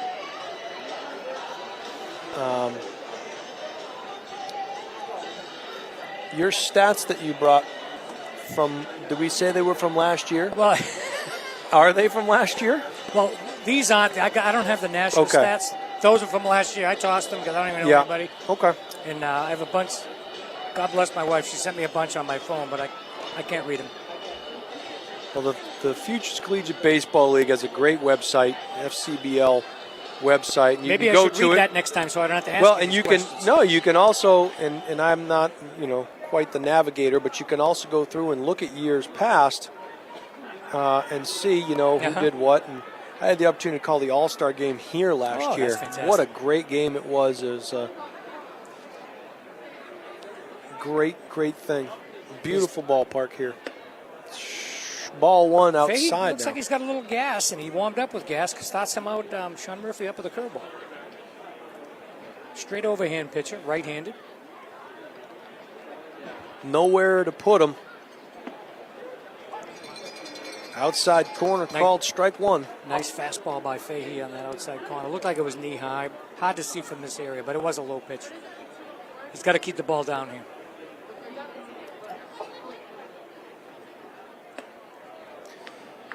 Well, he pitched it where the glove was, but the glove looked to be a good 6 or 7 inches outside of home plate. So 2-1 now to Murphy. No. Silver Knights need an out desperately here. Oh, just missed that Boy. outside corner, Jason. Now look, Murphy's going to be looking fastball right down the middle. Fastball, He's got to throw a strike or it's an RBI. Right down Main Street. I think it's coming. Give him the heater, Ricky. Here it is. And he got him. And Murphy didn't think so. Murphy thought it was ball 4. Yeah, he thought it was low, yeah. It was knee-high, give or take. And the ump's keeping things moving here. Do we know the umpire's names, Jason? No? Nope.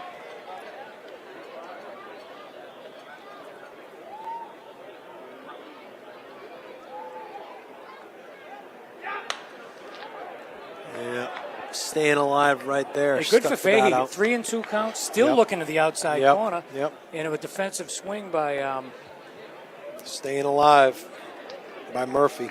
sorry, Sean. Defensive swing, Sean. Might have been ball 4, but it was too close. It looked like to these eyes would have been ball 4, but you Westfield's you up can't there tell. hacking. You got to give them credit. Yep, no doubt. Swing and a drive to right field out of play. Over towards the Well, ambulance and the ice cream truck. Fahey looks like he's throwing mid-80s to high 80s. He's got a nice gas. And he wasn't going with the pitch in. I was right down the middle. He was just a little late swinging. Still on the knob of that bat. So we'll see here. Full count now to Murphy. Bases loaded, 2 outs. Runners are on the move, and that is going to drop, and that is bad news for the Silver Knights as 2 runs are going to score. We're going to see if they wave him in. They do not. So a great piece of hitting there by Sean Murphy as he singles in 2 runs. That's what we talked about. He had to throw a strike, threw the gas right down the middle. Murphy looked at a couple of them and fouled them off and lined that one to right center field. So 2 more runs in this inning, and now first and third. Well, 5-0, only 5-0, Jason. Look for something to happen here. Elijah I Dale, want the to see a shortstop. rundown with maybe the stolen base here or something. We'll see. He got second last inning and struck out swinging his first at bat.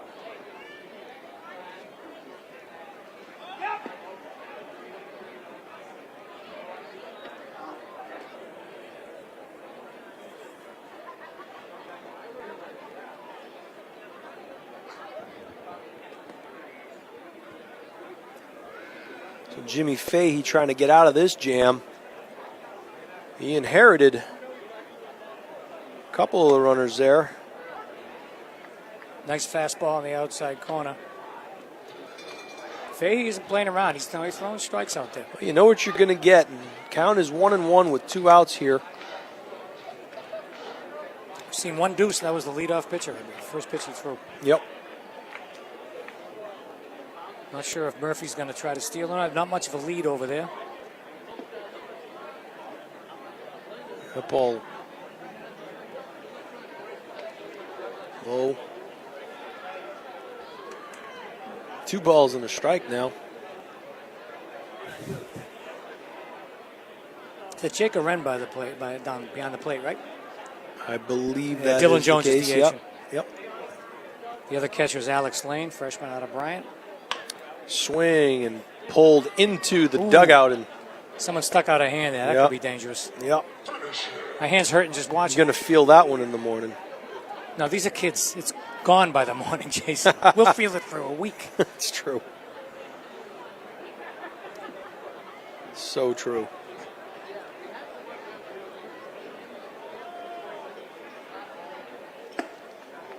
High fastball. You hear the snap of the glove on that one. Do they have fireworks every night here, Jason? No, only on certain nights. I can hear it all the way over my house, 3 miles away. I can imagine how the neighbors And they feel. have but to I won't it get has into- to be we won't done talk- by a certain time too. Like if they've promised fireworks, the Alice fireworks or whatever, and it gets to a certain time, they're not allowed to have them. Swing and a Can't blame fly 'em. back over our heads. I got some friends in here. I used to live on Manchester Street, Oh, yeah, so I remember. yep. So I'm gonna go back as I navigate through this website here.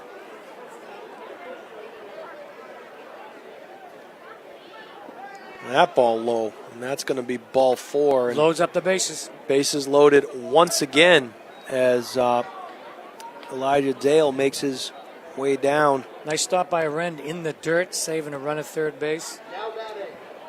The And, University of Albany, number 19, Golan. It's only the fifth inning. He's caught a lot of pitches so far, so both catchers have been working their tails off back there tonight. Tommy Quinn over there at Westfield and Jacob Rend here in Nashua.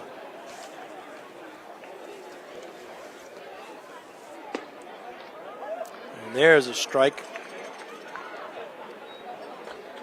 I tell you what, Fahey, you know what you're getting. Excuse- You're getting heat.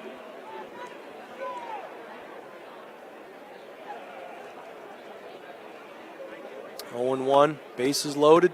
And there's your breaking ball taken for strike 2. Nice off-speed pitch. Took about 10, 12 miles of power off.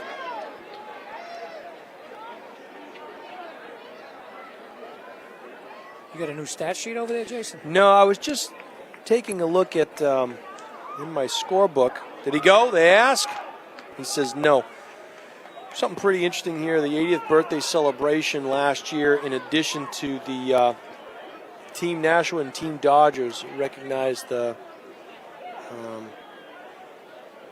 Dodgers Newcomb. from the and- 40s? Yeah, Yeah. Don Newcomb and help me out. Don Newcomb and Campanella. Roy Campanella. Thank you very much. Yep, their murals are all over Main Street and Holman Stadium. Swing and With defensive swing, another breaking ball. slow from roller. Fahey. Yeah, yep. Maybe he's trying to mix them up a little bit. That's good for Fahey. Give him something different to look at. 1 and 2 now.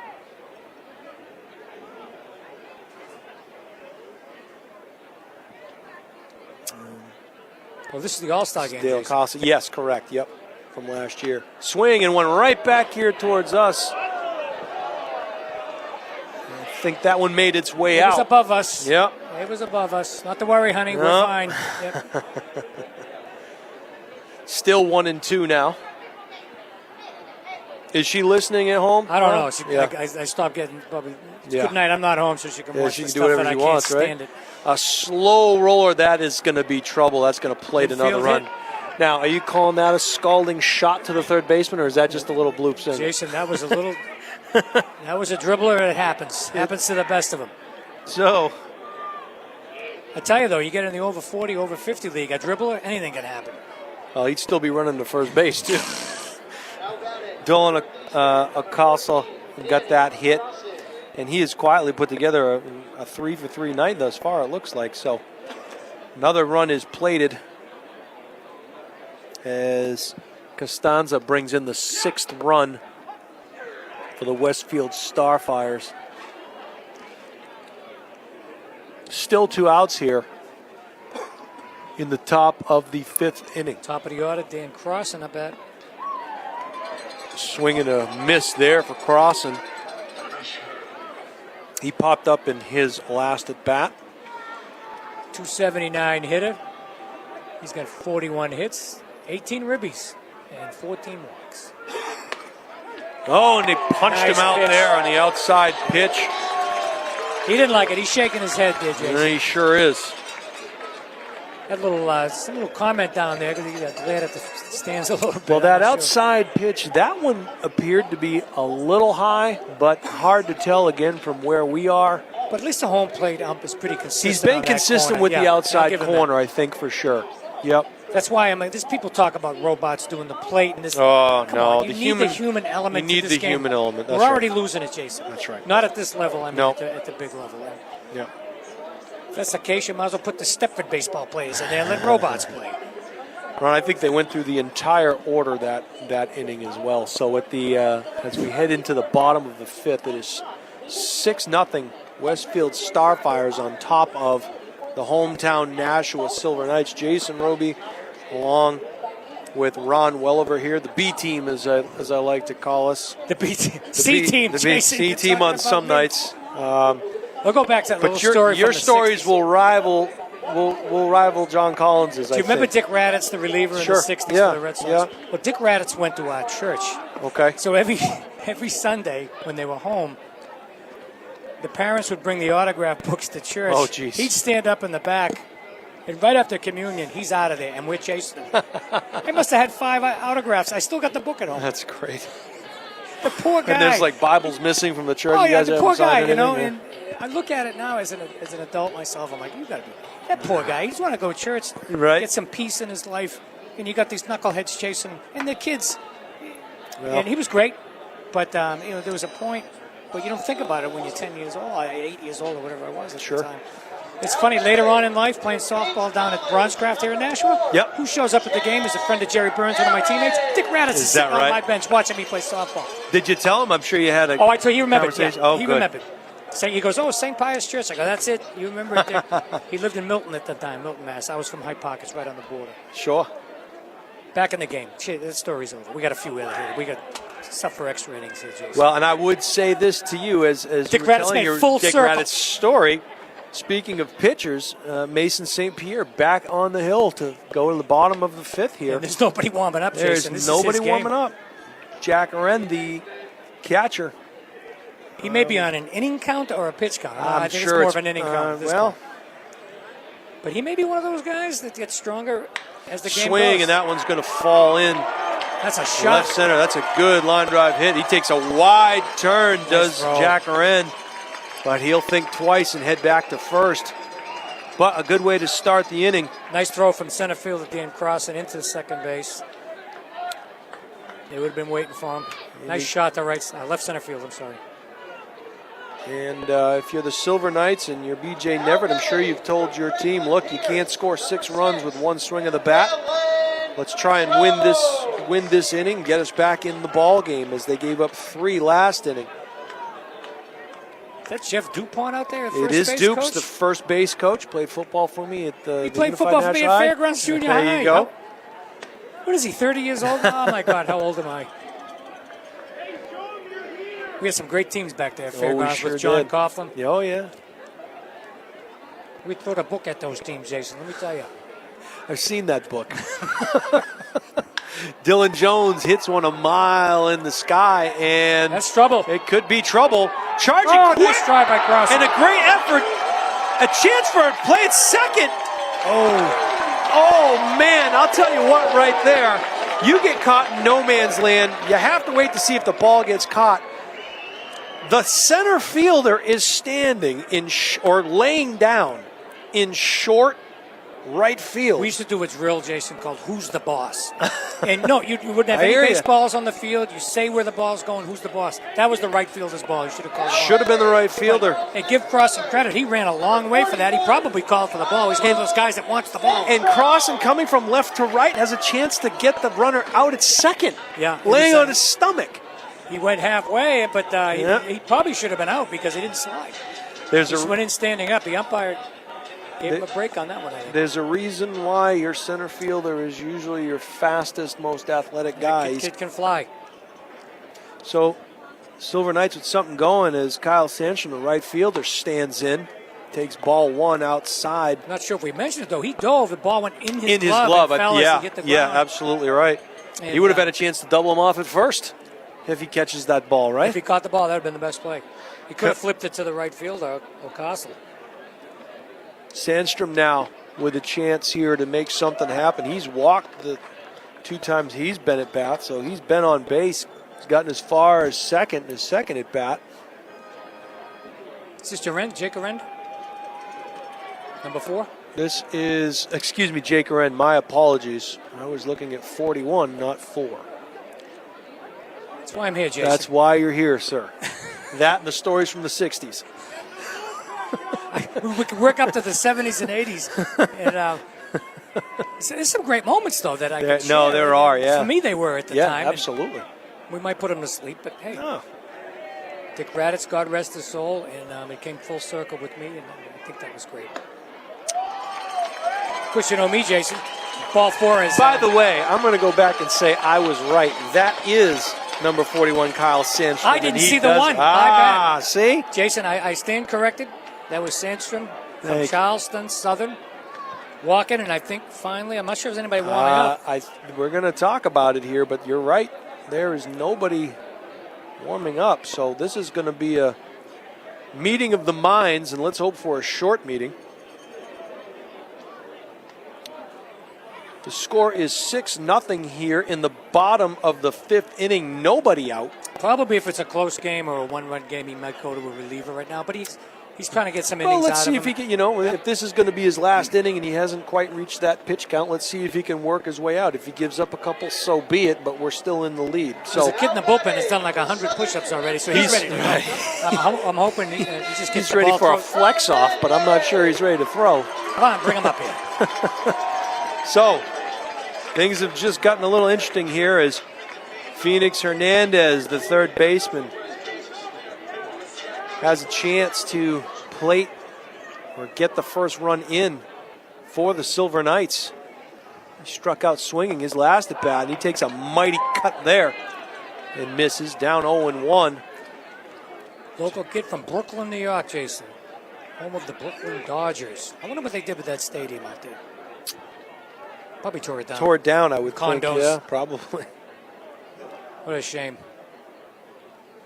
Swing fouled straight back, and bad intentions on that cut, and you can see Hernandez knows he just missed it. He's got to shorten up that swing. Just get the bat on the ball. Well, especially now, and this is be the time that you wonder, do you choke up a little bit? Do you shorten the swing? Do you change where you're standing in the box? We'll see what he does. That pitch outside. 1 ball, 2 strikes now to Hernandez. Nice waste pitch by St. Pierre. Yep. Curveball outside. If he did swing, probably would have nubbed it to first base anyway. Got to believe they're going for the twin killing here. Yeah, they're not going to go for play at the plate. They're going for the middle infield. No double doubt. Play. No doubt. Give them the run. Take the double play. Concede the run. Get the outs. When you're up 6. And that's going to ring him up, and that was a good pitch. I think Hernandez might have thought it was high, but that, like we talked about, consistency, that has been consistent all night with that high strike. Looking for a reaction from third base coach and manager B.J. Neverett. Not seeing much of one. Well, I think he's mellowed in his older age, I should say, Jason. Yeah. Jarrett Dupree, the designated hitter, he struck out swinging his last time at bat. Got all the way to second the first time. Mighty cut there, swing and a miss. What a difference when he's a JV coach at Nashua High against Tom McDonald at Bishop Girton when I umpired. We'll get into that one later. Had him quitting umpiring for 8 years. I think I mentioned that earlier. After that game. Tom King wrote a... Rain delays, thunderstorms, fake balls, Yep. fake baseballs, rubber. I mean, it was just ridiculous. For $18, I said, you got to be kidding me. 4 hours later, I left. I go, I'm never umpiring again. And the one coach I had the biggest problem with ended up being my best friend 2 years later. Something? Like a father to me. It was just an amazing night. BJ was a little more intense back then. Swing and a foul tip. Nice pitch on the outside corner by St. Pierre. It looked like he was trying to go with the pitch and not pull it. Just missed it.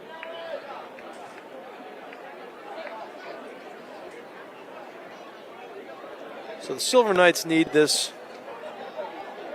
They need a big inning. They need this inning badly, right? Dupree has an opportunity to make something happen here. He's down 1-2. That ball in the dirt, low, nice block. Looks like St. Pierre reared back a little bit on that one. Nice fastball, a little bit low though. Got a high ball umpire tonight, Jason. Yes, we do. As the wind picks up a tad right in our faces. Blowing all Jason's notes all over Kingdom Come over here. These are my cartoon drawings. You tell your stories. I got scrap paper over here. I'm going to I got a sideways face next to everyone that I tell. So I know I don't repeat myself.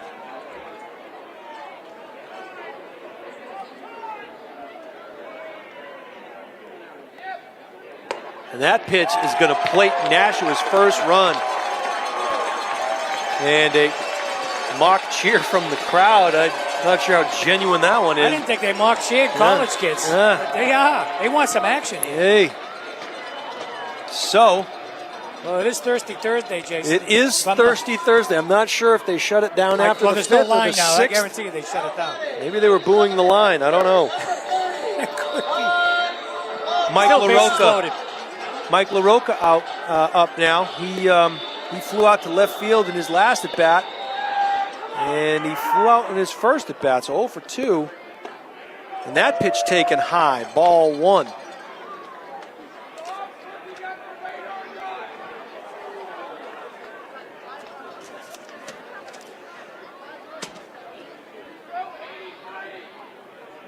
LaRocca swings and fouls one off to the left side. Count evens up at 1-1. Still just one down here in the bottom of the 5th inning. Mike, another Florida kid, Vero Beach, Florida. Plays for Southern Hampshire. There you go. With Phoenix Hernandez. And that pitch taken outside. 2-1 now. One thing I see different about these college teams now than when I played, this like Keene State, they have 45 kids on the roster. Right. I mean, how much playing time do you get? Filled with pitchers, like filled 20 with kids, specialty players. Yeah. Inside, 3-1 now. Some kids that ended up quitting because they don't get enough time, and I get that. You want to go work, or you have a personal life, you want to study, what have you. Well, the reality sets in, I think, at the collegiate level, regardless of Division I, Division II, Division III. You were a big fish in a small pond, and now swing and a miss. Nice Count cut. goes full.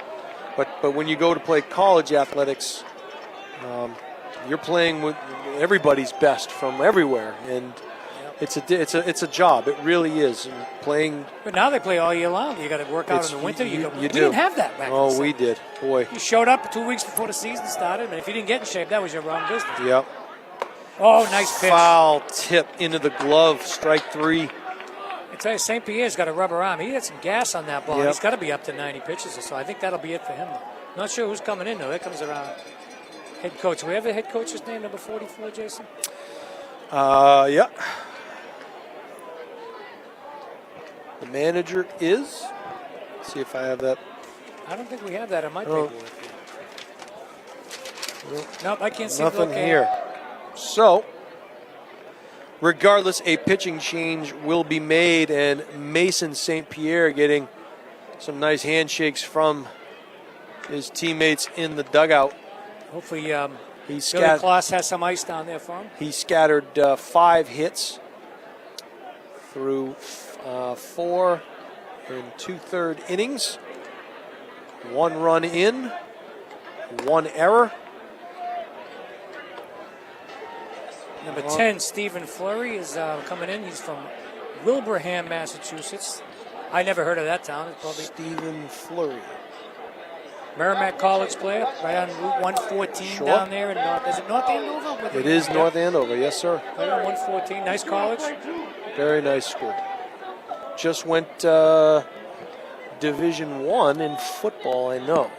Division 1 AA? 1 double. 1 AA in I football? believe so. So they'll be going up against the UNHs and the UMasses? Of the world, lower level Yeah. probably, but yep. It was a long-time Division II school, and my college, 2 of my college teammates were head football coaches there. Johnny Perry, who's now with the Texans, the Houston Texans, and with Bill O'Brien. Yep, and Danny Curran, who I played with in college, has had a couple cups of coffee with the Miami Dolphins. He's now the head coach over there, does a nice job with that Merrimack college football team. Well, how would they move up, Jason? We can get into that in a minute, but after this next batter comes up. Sure. It's number 5, I believe, for Nashua. Yeah, this is Louis Tilly's, so he has a chance to atone for that gaff at third base from the previous inning.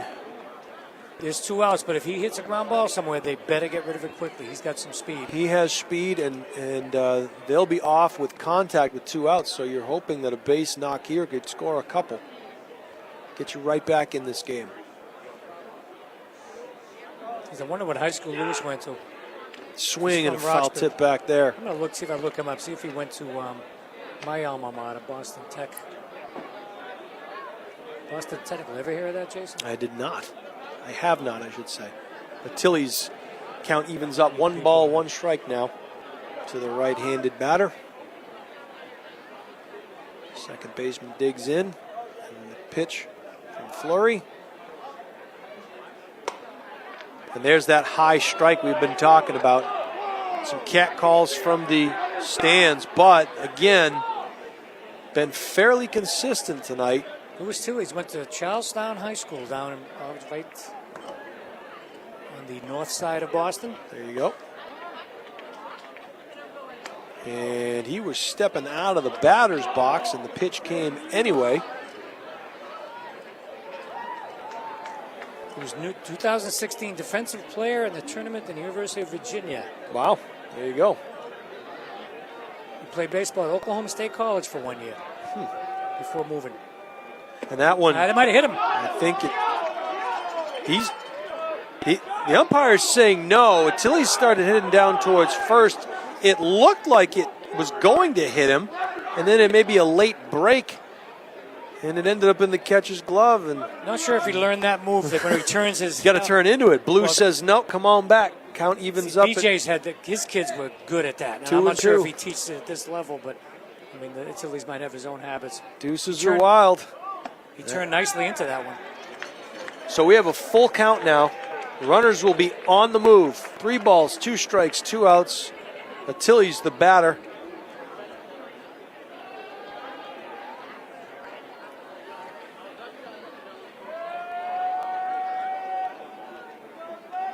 Runners are going. Swing and a slow roll at first. Nobody's speed. covering first. And he gets there just in time. The pitcher with a slow move to first base. Nobody was covering it. Nice play by the first baseman. Boy, when Fleury realized that the first baseman had to make that play, that was Thomas Joyce. When Joyce made the play, Fleury was nowhere to be found. He had to hustle over there last minute, and they got the sliding of Tilly's to end the inning. Love the hustle on Tilly's down that first base line. So we're going to head to the top of the 6th inning as we do some trivia questions down here. Is it trivia time, Jason? Trivia time, the top of the home dugout. If you look at the scoreboard, it looks like movie trivia. What do we got? Name a character in The Sandlot. Character somewhere. Smalls. You're killing me, Smalls. Do you ever see the movie The Sandlot? Yeah. No, Sandlot, yes. Yeah. Okay, so you got that one. Next clip. Oh. Okay, Lilo and Stitch. Other than Lilo and Stitch. Oh, come on. Can't do that. Other than Lilo and Stitch.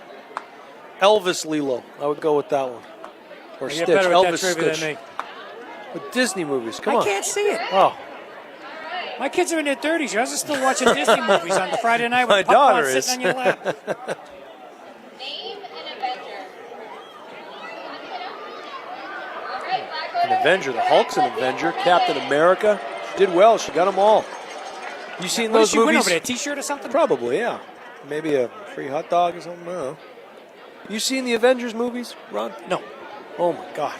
You would be an Avenger. Do we call you Captain I'm a John Spaz? Wayne guy. Yeah. War All movies, right. mobs. Okay. The I got mob. you. I've seen them all. Boy, the Avengers Shawshank are good. Redemption. Oh, sure. You like that stuff. I like this. I do too, but I tell you, I'm not a superheroes guy, No, I'm not but I either. got into the Avengers. I'm going to tell you right now. Good for you. They were good. They are good.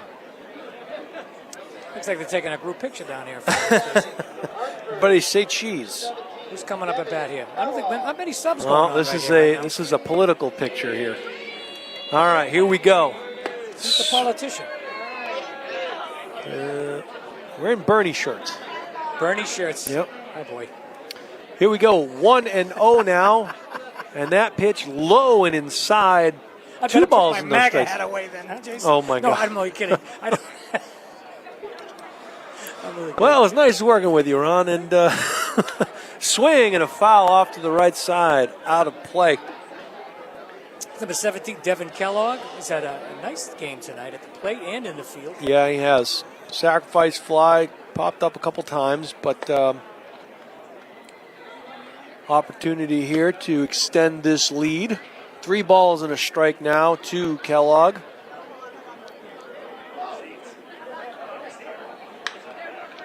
And that ball hit to deep center. Settles up underneath it and makes the catch for the first out. Kellogg's got a little bit of an uppercut. Yeah. And, What's this saying? Too high. I would rather see him swinging down on the ball a little bit. I mean, he's got a lot of good strength in his legs. He's got a nice swing. But he popped up 3 times tonight. And a sac fly, so actually a 4th one. He's got a nice swing, though. I think does. He just needs to swing down on the ball a little bit more. Put it on the ground, put a line drive out there. Another Merrimack College product here, Thomas Joyce. And he got hit on the right elbow, Oh, he it saw looked that like. one. Yeah. That one. Yeah. He turned into that one. Hit by pitch. I could be wrong. I think he played for the Silver Knights last year. But maybe that's why I got the stats from last year. I'm That could be. good baseball player. Oh, no question. Leading hitter on the Westfield team. Only hitter over 300 at 361 going into this game, and he's already got on base a couple of times already. Oh, a great snag there by the catcher. Nice play by Aren to keep Joyce up first.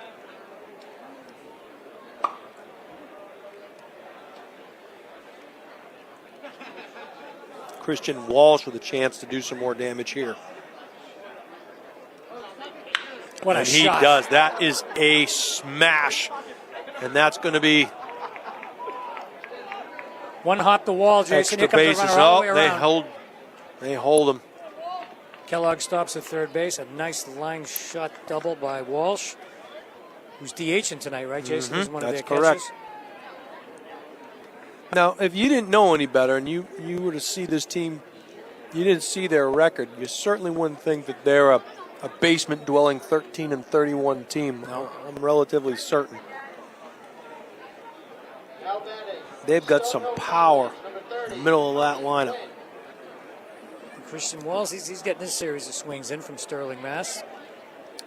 You know what I'm noticing is, at these colleges, Jason? They got great fields now. Oh, yeah.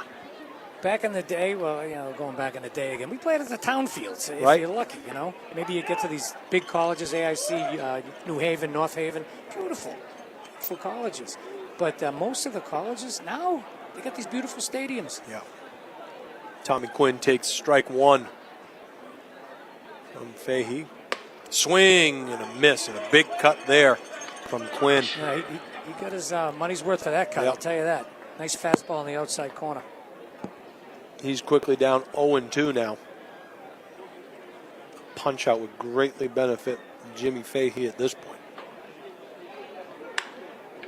And the infield was in, Ron. The second baseman was in. I'm not sure he did it on his own. Achilles, I noticed that right before that he was out on the grass. If he was back, or he was supposed to. Maybe BJ moved him in on the right they side. wanted to stop they wanted that play run. at the plate. Yeah, 6 Boy, that cost him an out. and a run. Talk about opportunistic hitting, though. Hit it where they ain't, right? Hit it where they ain't. Man. That was well done. If Achilles plays back, he makes the play. Maybe even gets. Depends if he gets that line drive or not. Double up third base. Right. Now it's first and third. Let's see what Westfield does with a 7-1 lead. Running out of outs if you're the Silver Knights.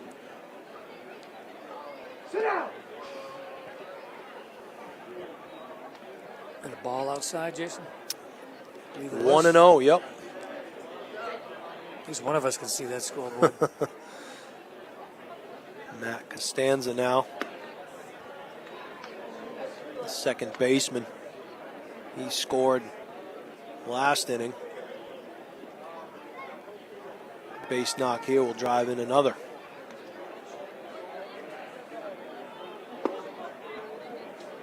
And suddenly Jimmy Fahey having some trouble finding the strike zone as he is quickly down 3-0.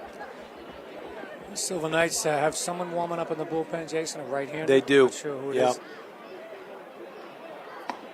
Nice pitch there by Fahey as he paints the outside corner. I'm wondering if Fahey gets in any more trouble if they'll bring somebody in now or maybe let him finish the inning. And I'm not sure how long whoever's out there has been warming up, so we'll have to see.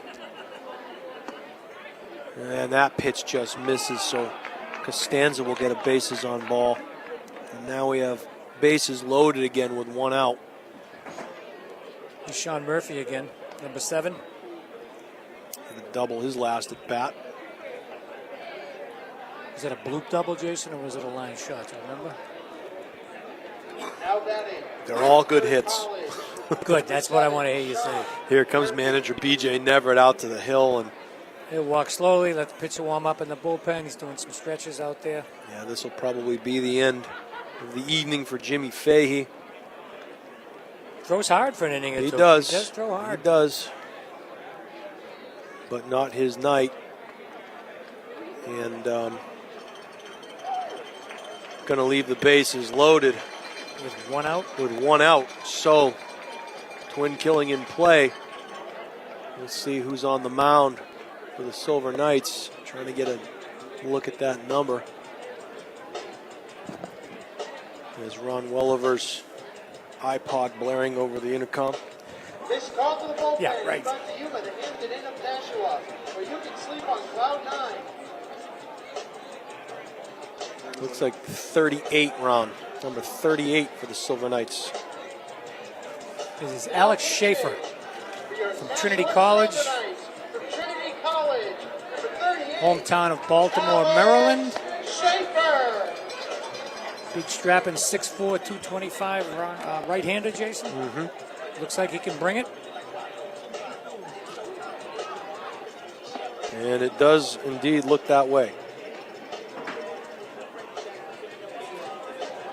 Which reminds me of a great story. Yastrzemski's last at It's bat. been about 15 minutes since your last one. Well, You're falling off your it was- pace.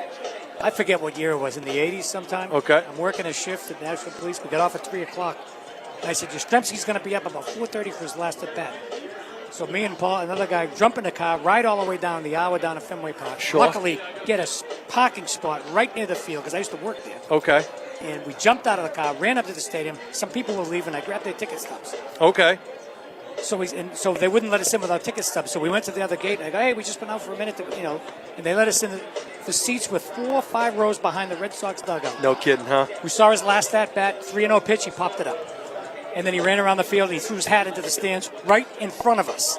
Nice. I'll never forget that. It was a great moment for me, because I was a big fan back in the 60s and 70s.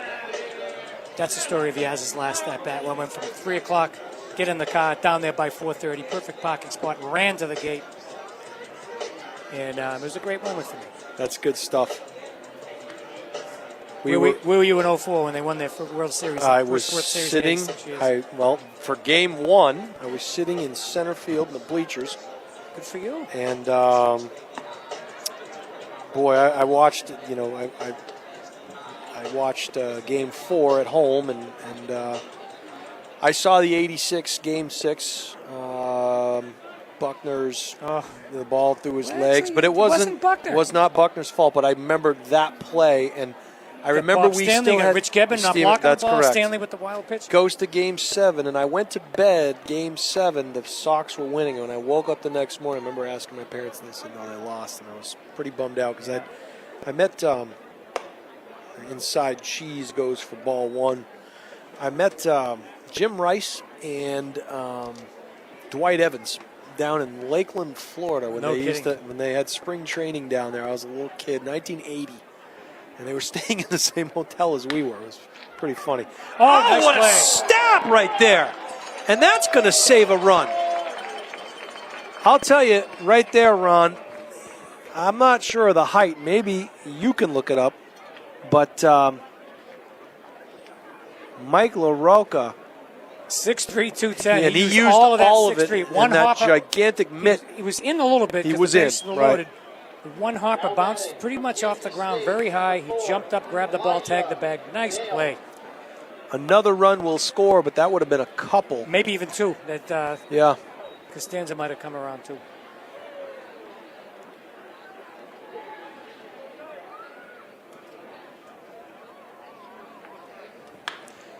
I saw him a couple of weeks ago, that John Collins. He sent me a picture. He's interviewing somebody in the booth here. And I said, oh, where'd you meet Bernie Cabo? And he goes, how did you know it was Bernie Cabo? I said, come on, 1975, Game 6. Excellent stuff. And so I he guess was Bernie here, Cabo huh? was, I don't know if he was a guest here or what. And that's great. Slow roller going foul. John gave me a check mark. He said, I'll give you a dinner somewhere if you know who this is. I go, Bernie Cabo. Bernie Cabo. He's like 8 years old right now. But I love Bernie Cabo, the way he played. 2 at-bats, 2 home runs.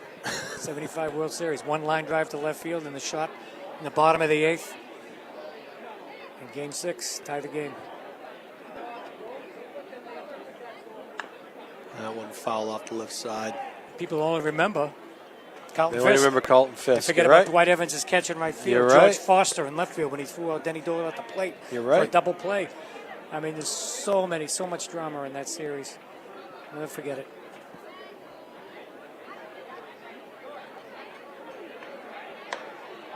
Another foul to the left side.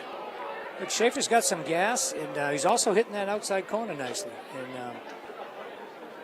nice little at-bat by number 4, Elijah Dale. He's crowding the plate now. He's trying to get around on that outside fastball. Second and third, 2 outs. And that's taken outside. 1 ball, 2 strikes now.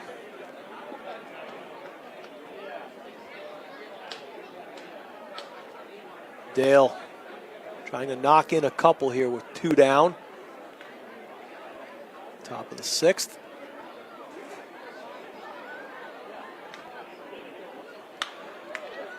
Foul off to the field side over the old coaching box. Great night here for baseball. Holman Stadium.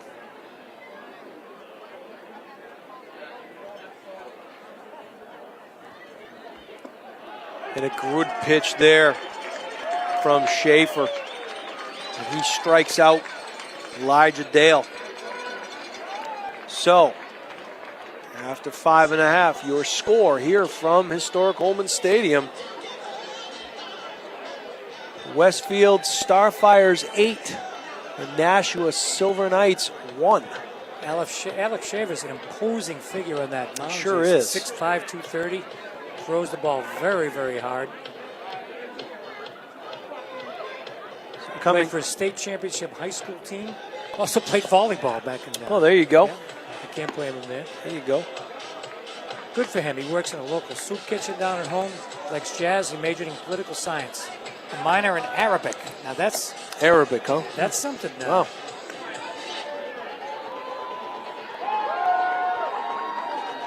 Hometown, his high school was Gilman High School down in the Baltimore area.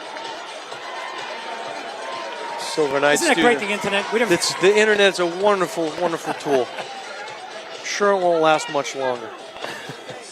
As the Silver Knights finish up their little Looks like a dance new- in front of their home dugout. And Looks like we got Stephen Fleury in there pitching now. He was came in last pitching inning. before, Yes, yeah. He came in last inning for St. Pierre.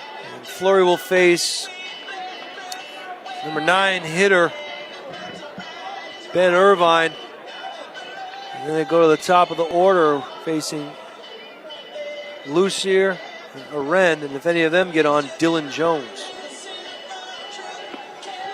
Unless you might have some pinch hitters coming up here too.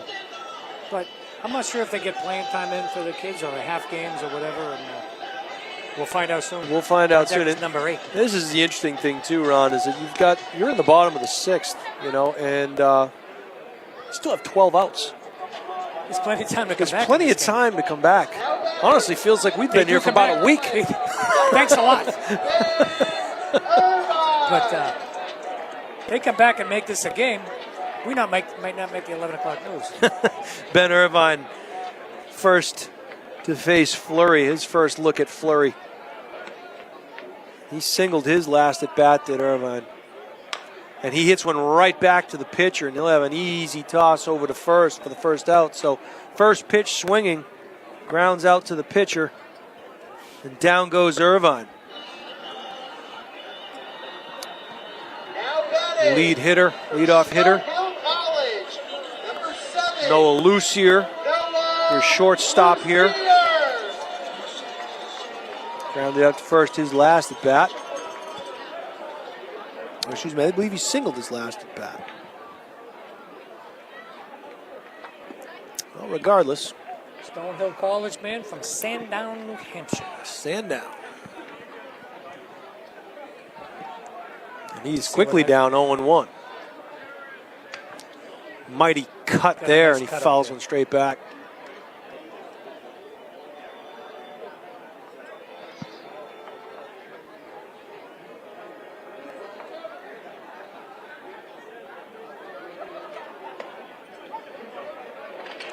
And just like that, he goes down.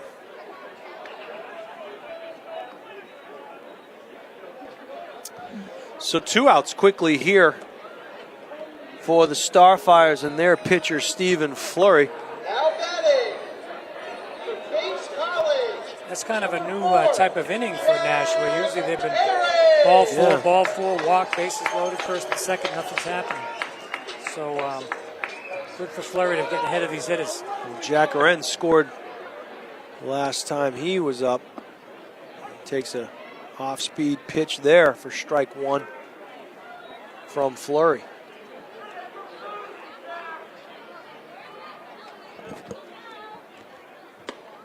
And a breaking ball that does not break. Count evens up at 1-1.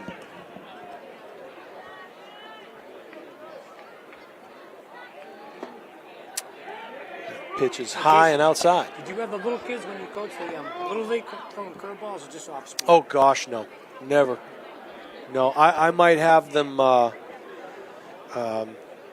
do a change-up grip, type of thing. Yeah. But would never put the elbow in that kind of a compromising position where it could, could hurt a youngster. No.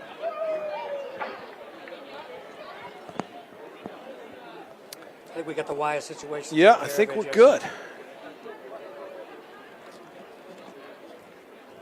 Swing and a ground ball and played nicely there. Play. And I'm going to tell you what a play. Was that Joyce again at first?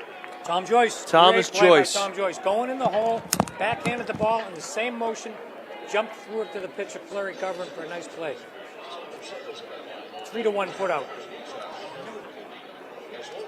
That's the end of 6 to score. Westfield 8, Nashua 1. And it's been bothering me all night, and I looked it up and I found it out, and I knew it was the case. What? Tommy Joyce, good baseball player. Guess who he played for last year? Silver Knights. He did play for the Silver Knights. Yeah, he did. I knew it, and I didn't know if it was the same Thomas Joyce. I didn't know, and sure enough, he played for the Silver Knights last year. So, not to get into the rules, but do they trade, or you just play where you want to play? not sure. No, they don't trade. They don't trade. Your coach kind of sends you where you want to go. Okay, it's a college coach. Yeah. Sometimes the mesh is not what they want it to be, or Maybe you got a friend you want to play with. That could be. A cousin you want to live with, what have you? Yeah. That could be. You ever been out to Westfield? Beautiful area out there. Is it? In Western Massachusetts. Yeah. 7, 6, 7, 3. You got a 50-50 drawing going on, Jason? Usually I buy a ticket. Believe so. Last They time I didn't bought come was up at a here Nashua this year. North game, and I ended up winning the That's 50-50. right. My first game ever at Nashua North when I stopped coaching. I won the 50-50. You were in the booth and they pulled your number. I won the 50-50. That's right. I think there was some issues over there with the rest of the people. Wondering why. BG. And the number is, and you read the number. No, I won. didn't read. No, I was there just observing the game. Oh, okay. That's before you went to the booth. It was before I went to the booth. Bill Bates was still around then. Bill Bates All was right. calling the numbers. Good to see him tonight. It was good to see him. And the last couple of years, I have taken his place and called a few games there when I'm not doing the ETV gig and working the scoreboard and the brand new scoreboard over there. It's beautiful. It's unbelievable. But, boy, the consummate pro, a great gentleman, and always nice to see him. Any news on the football front, Jason, you sharing? Or is there nothing going on? For me?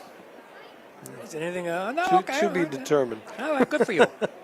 Let's see Yeah. what we got. We're talking baseball here. We're talking baseball. This is Dolan a Kozel. He swings and hits one in the gap. CNI single. Yep. First pitch swinging, and I'm telling you right now, Ground ball with eyes between first and second. he is having himself a night. I got him, if my score sheet is correct, he is 4 for 4 in the evening from the 9 spot.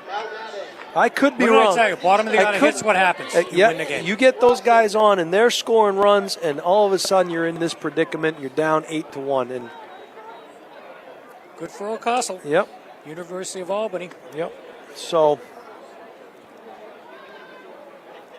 and if you're Danny Crossan, you got to love it because as the leadoff hitter, you get a chance, depending on how far he gets, to get some RBIs. You know, your 1 and 2 hitters have some chance to pad some stats. Swing and a ground ball. Could be a twin killing here. Oh, that's and a they nice turn turn it. by What a Achilles. nice play. Yeah. Good play all around by shortstop. Shortstop to the second baseman to the first baseman and a twin killing. Very nicely done. Boy, Achilles is quick with that glove. That was a He nice had to turn turn. that quick too It was a because slow the runner roll. was It wasn't yeah, really hard yeah, hit. yeah. And nice shovel to kill Achilles and turn the double play. I love a good double play. Nothing like it. So 2 down quickly now.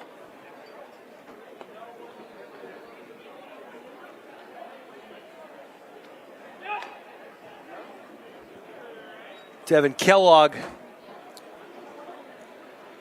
I said it before, though. He doesn't get Excuse cheated me. on his hacks. No, He's he got a does nice not. swing at that ball. He's not shy at all. And he hits the ball in the air, does Kellogg. Nothing coming off on the ground against him. Fouls one into the dirt. Big guy fooled him with an off-speed pitch.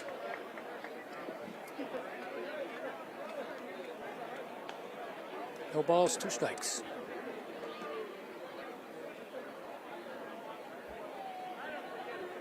And that one just held on to it a little too long. Did Probably Schaefer. 0-2 pitch, nice waist pitch. Nice but waist a little pitch, bit too correct. far Yep. outside. Jacob Rend had to reach about 3 feet, still couldn't reach. Just a bit outside. Top of the 7th inning here. Deuces are Reminds me wild. of Paul 2 balls, Durham 2 when he hits the strikes, bull 2 in the outs. head.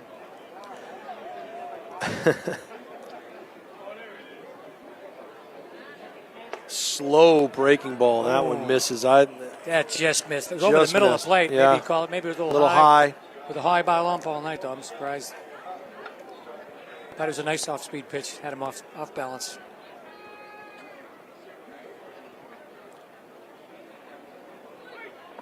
Well, that another nice pitch, and he got him swinging, and that'll do it. A little off-speed on that Yeah. pitch. It looked like it was coming in as a fastball, a little bit low, and he just took a little bit off because, as we know, Kellogg doesn't get cheated with his swing. No, he does not. So the beneficiaries of a nice twin killing and a strikeout swinging, we are going to go to the bottom of the 7th inning. Silver Knights still down 8-1. The Westfield Starfires have their 8 runs on 11 hits and no errors, while the Silver Knights have their 1 run from 5 hits and 1 error in the field.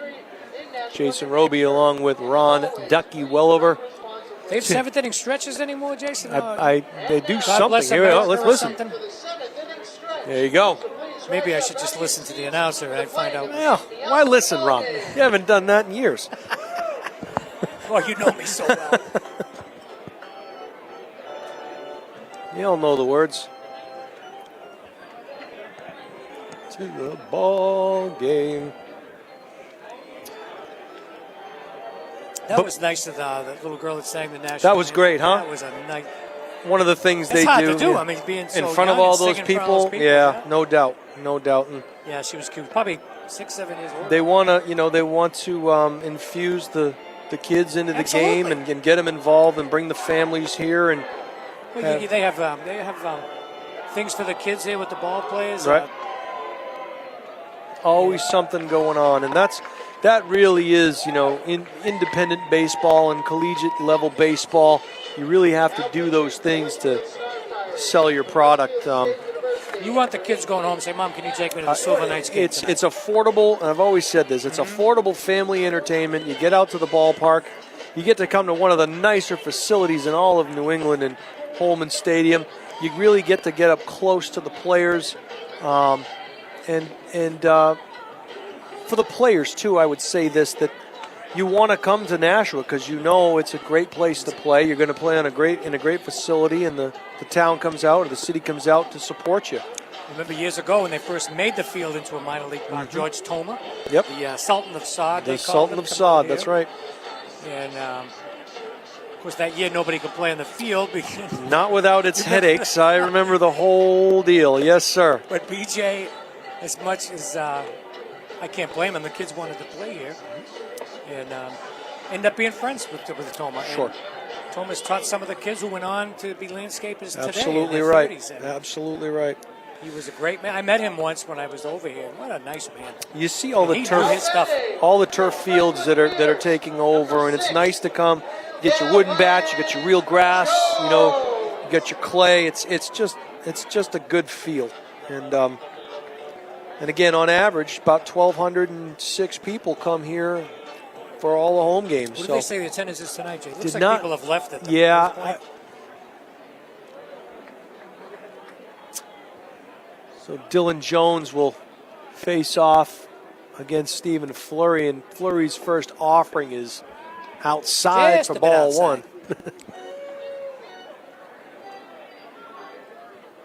Jones got the second, his last at bat. And that breaking ball breaks late and comes in for a strike. Count evens up at The 1-1. fans are getting a little distracted, talking to each other. They need a rally, something, getting up some gap shots, 2-3 runs coming over and make this a game to You really bring do. the fans back into the game. Yeah, you really do. You're right. That's a nice fastball right over the middle. 1-2.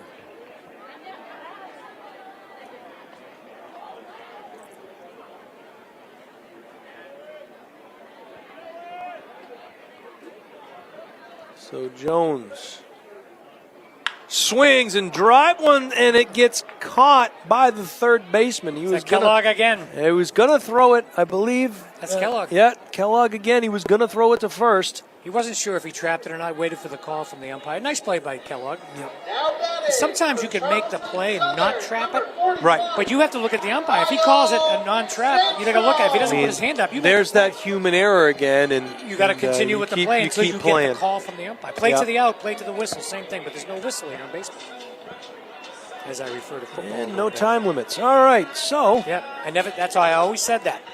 except for No time clock in baseball. What are you worried about? Plenty of Hey. time. that pitch low and in the I dirt. interrupted the play-by-play for, except for what? Did I interrupt you? No, I Unless there's a time curfew here. Is there no inning after? well 11 only or only for what? the fireworks and the Thirsty Thursday time limit. I'm sure. Well, that's been long Yeah. past. Nice fastball, a little bit high. Sanderson ahead, should be 2-0 now. Telling the scoreboard operator. Sanderson 3-0 now. So You called that a ball? he did. Sanderson has been on base 3 times tonight. He's a single and 2 walks. And that is a strike right over the middle. 3-1 now to the right Zone, fielder. Right where our ump likes it tonight. Yes, But sir. Yep. I got to give him credit. He is consistent back there tonight. Jones crowding the plate, that is a lines it in the rope. right field for a base hit. And it gets by it. That's going to be extra bases. We could see Sanderson at third, or Sandstrom rather. And they will hold him there, and that is good hustle off the bat from the Silver Knights right fielder. Hit a line shot into right field that got between the legs of the right fielder and went all the way to the wall, or to the base of the warning track. And he was hustling from the get-go and ends up at third base. Nice shot by Sandstrom. No Castle. When you're up 7, 8 runs like this part of the game, just block the ball. Right. Came in charging her a little bit, hopped over the glove right through and about 30, 40 feet behind him. Nice speed on Sandstrom. Sandstrom, yeah, hustling from the get-go. Felix Hernandez now will take a strike. He struck out looking his last at bat. So he has an opportunity to get an RBI. Count evens a little bit low. Yeah, a little low. 1-1 now to the Silver Knight third baseman.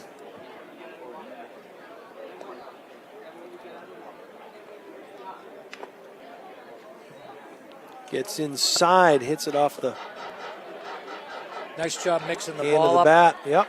By Fleury going in and out. Came in with an inside fastball and was fouled off by Hernandez. They had a nice swing. Got a nice swing on him. Again, he doesn't get cheated. 1-2 now to Hernandez. Fleury with a chance to pick up a strikeout here. And that one taken high. Chin music maestro. Hernandez is crowding the plate also. I noticed a lot of kids are crowding the plate tonight. Taking away that outside pitch. Well, it's been called outside, so they've had to adjust accordingly. And that pitch comes inside, and we're going to have a full count here. Just missed inside. 3-2 to Hernandez now. Jarrett Dupree waits on deck. And ball 4. So runners at the corners now for Jarrett Dupree. Down 7-1, so I don't think BJ is going to have anything going on here because the runs mean nothing. Right. So you don't want to get that runner at first base to thrown out or getting a rundown or anything like that. So I think you'll just see basic base running right here. But Westfield catcher is ready. He's got his signals just in case they decide to make a rundown out of it. The play has been called, so we'll see if BJ has anything on or if he plays it straight up. Down 8-1 here in the bottom of the 7th inning. 1 down. Swing and a smash, but right at the right fielder. We have a tag, and there will be a play at the plate. It is overthrown. Play at second. Safe. Is not in time. Pops out of the glove. So that sacrifice fly plates the second run. As Dupree hit it just deep enough into right field. Well, Hernandez actually was tagging up at first base, which is very unusual based on the basic rule: tag up first guy, back guy halfway. Right. But it actually turned out to be a great base running because when he threw home, he just took off. Knew they were going to come home, and no doubt about it. No doubt about it. And it actually almost worked against him because that play, that throw was on the third base side, and the catcher was moving almost towards second. Absolutely. Ball went a little bit up the third base line. There's a ball outside.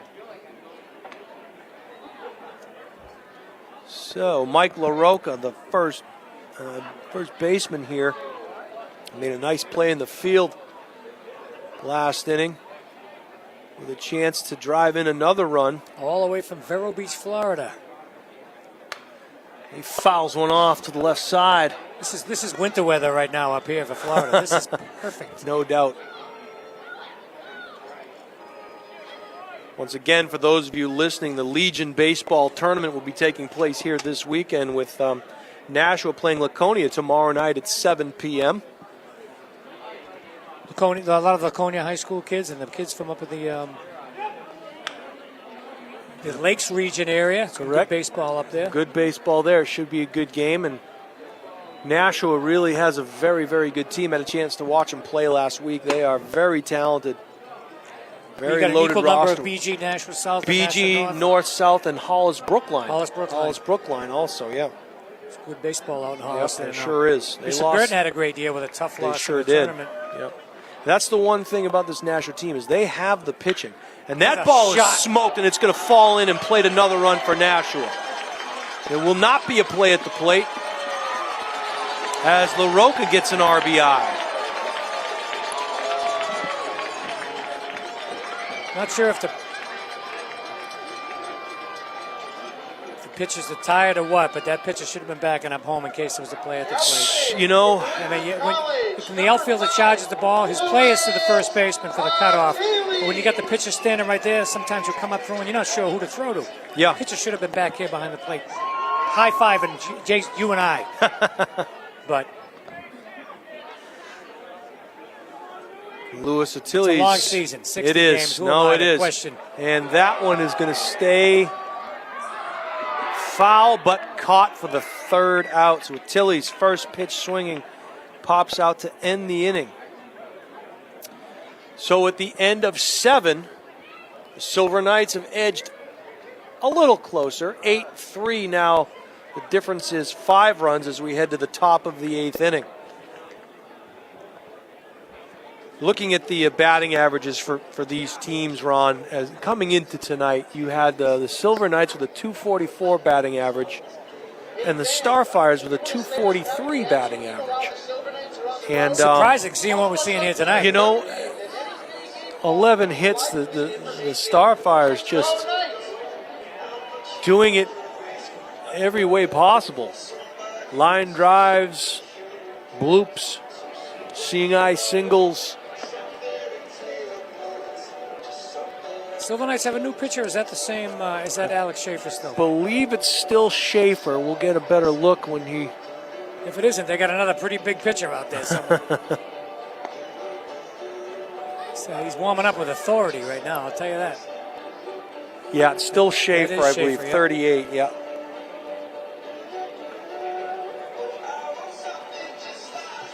You get number 36, Tom Joyce, leading off. And don't think he won't be sitting on that fastball. Yeah, Joyce was fun to watch last year as a member of the Silver Knights, and he's a good player. What are his numbers, Ron? Do you have them in front of you there for Joyce? Before this game, yes. Yep. He was 361 batting average, leading the team. 10 doubles, 3 homers, 17 ribbies, 22 walks, 43 hits, and 119 at bats. Got 4 stolen bases. Got a couple of double plays under his belt. What did he bat last year? Do you have his information? I from last do year not for the have it Silver from Knights? last year. I downloaded last year's stats. I should have kept them with me. Now batting. Joyce is College, number 36, Thomas Joyce. Joyce was hit by a pitch his last at bat, and he ended up scoring. So.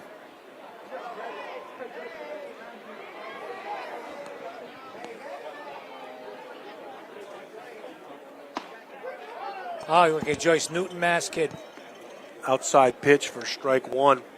home of Doug Flutie out of Newton, Mass. There you go. Merrimack College in North Andover. John Collins had some good Doug Flutie stories. He Got a Doug played Flutie baseball. story myself. Yeah. From this winter, we went and visited relatives in Melbourne Beach. Okay. And we're walking down the beach, and my wife's cousin says, "See that house right there? That's Doug Flutie's." Of course, I took a picture with the house in the background. Sure. And he had some stories about Flutie.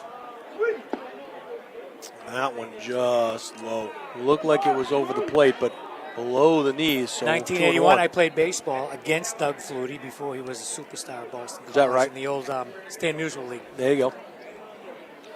John Collins played with him, I think, in the men's league. I think he played John played with me against Flutie. against Flutie. Okay, there you go. I wouldn't doubt if John's all over the place now in the men's league. Oh gosh. Still playing too, from what I hear. Maybe he's playing tonight for all I know. 3-1 the count now to Joyce, Starfire first baseman.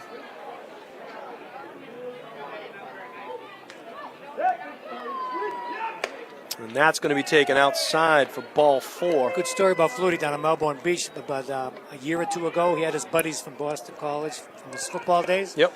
And they're riding around in wave runners, and one guy fell off and didn't have the strap on. Oh, boy. So the wave runner was going down the beach unattended. And all of a sudden, there's Doug Flutie running down the beach. He's 50-something years old. And he still can fly. Like, I just saw Doug Flutie ride by. And he ran, and he caught the wave runner, and nobody got hurt. Good story. He's a superhero. Christian Walsh now the batter. And he smashed one last inning. That's going to be a slow roller called foul. Foul at the plate, off his ankle. Must have went off his leg or his ankle, yep. But That's a tough call for an umpire. Been there myself. I can't see if it hits his That's ankle hard, or not. yeah. If they throw, and he didn't act at all. He wants to hit. I think he wants to hit another one with the performance rehab sign out there in left center. Performance review. That's a big sign by Jerry bought out there. You He go. probably paid for it with all my times I've been there. You've been a good customer. We've all put him through college. yeah. The kids through college, I think. Somebody's behind me right now. Hey, how are you, Kevin? Kevin Rautenberg, newly retired. Were you playing this softball game here? Oh, you do security. I remember seeing that web. Yeah, they put out a big an email to all the retired. Oh, they want security people up here. I'm like, I don't have time to do that. Oh. And here I am up in a booth. Count Good to is see you, now Kevin. 1-2.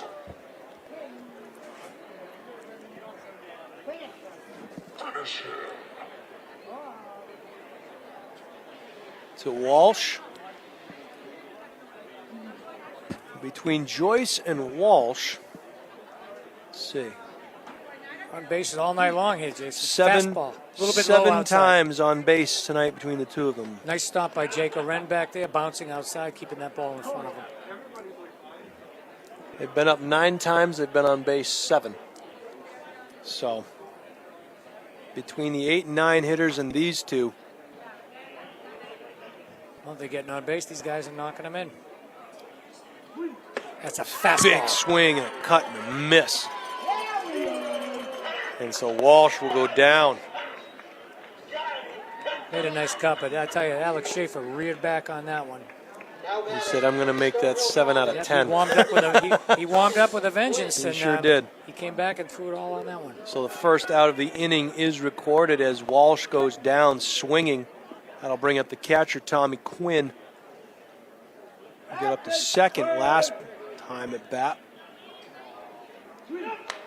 That one comes back just to our right, hits off the facade.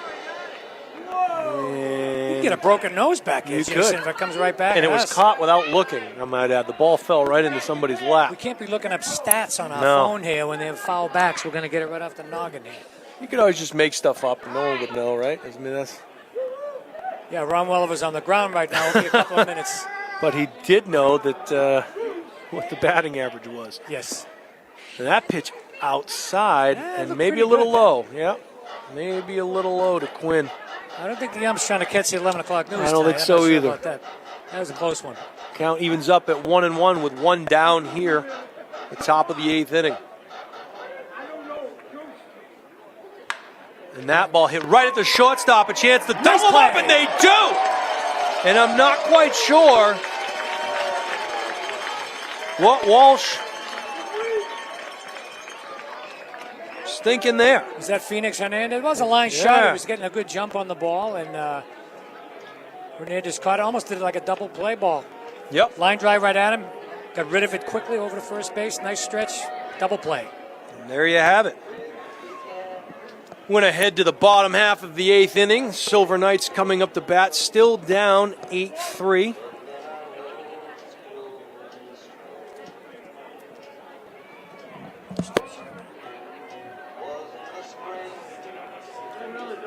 Jason Roby here along with Ron Welliver. Tim O'Neill on the camera. Our executive producer is Pete Johnson. Now pitching for the Westfield Starfires. As we talked about earlier, a handful of games remaining for both of these teams. After tonight, I believe the Silver Knights will have 7 games left on the schedule. And the standings as of tonight, in first place, your Pittsfield Suns are at 24-19. And your sixth place team, the Silver Knights, are at 22-23. So they are 3 games back of the first place Pittsfield Suns. And after what we're seeing here tonight, it's a good thing the Westfield Starfires won't get in. At least it appears that they won't based on the number of games remaining.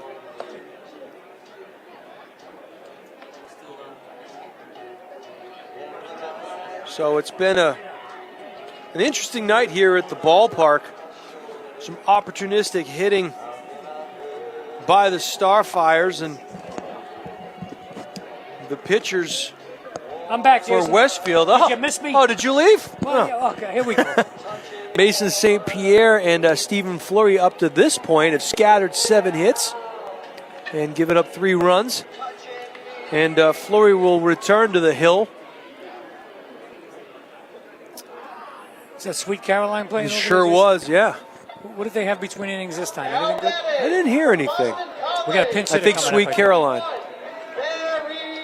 Number 21. 21, was it Barry Walsh? Barry Walsh. Yes. Another Sterling freshman at Boston College. I'll tell you, last year here, the kid from Exeter. Oh, what was his name?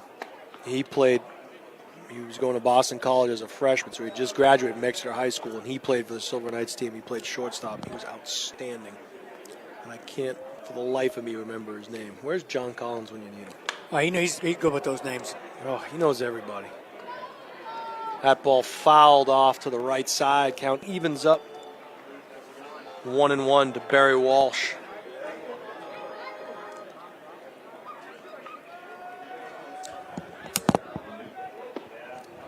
Nice breaking ball, just missed over the plate, a little low. 1-1. 2-1, I'm sorry. I got it. It came to me. It was Morissette. Morissette. The Morissette I remember family. he got drafted, didn't he? I think he might have been. I believe. But he played for the Silver Knights team last year. And, boy, he was a special player. Wasn't he the quarterback? Football? He was, yeah. And just a great player. 3-1 now to Walsh. And that one dropping quick. And can't make the play in right field. A sliding attempt made by the right fielder. That's O'Castle. Just missed it. Just missed it. So Walsh finds himself on first base here. It's a tough play when you're playing outfield and you got a bloop. Do you dive? Do you slide? And you get to the point where the slide was the right call, but he just popped out of his glove at the last second. Got another pinch hit there, Jason? Looks like number 10. There's a 40. I think it's 10. Connor Blandini. Yep. Blandini. Blandini. New Hampshire. Yep. Another Southern New Hampshire kid. And there was a Blandini that played here last year as well. I don't believe this is him. Yeah, he's a freshman this year. His brother. Blandini pops one up, and it's going to be another opportunity for the right fielder. Saunters over and makes the play to retire Blandini. Not far to go from Bow, New Hampshire to Southern New Hampshire There you go. University. Probably take his bike to school if he wanted to. A lot of good baseball coming out of Bow, New Hampshire lately. Now batting from Bates College, number 4, Jack Evans. Here we go. We got now. Is this Jake Arend? Yeah, number 4. Kyle. Oh, excuse me. You're right, Jack Arend. Yeah, the catcher. Yep.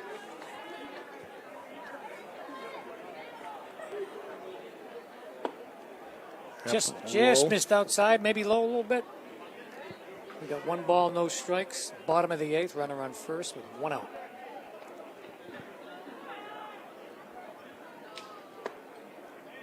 A little high. Ball 2.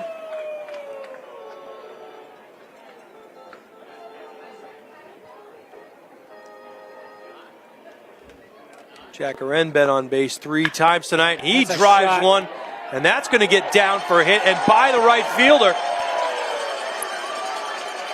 Walsh heading into third, and Aren slides in safely to second.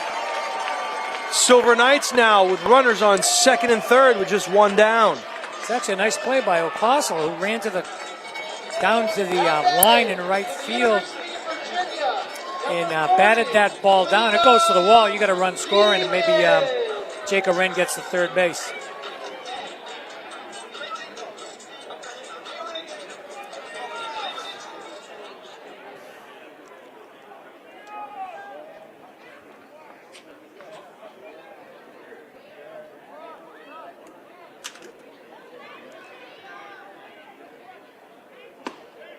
Pitch taken outside.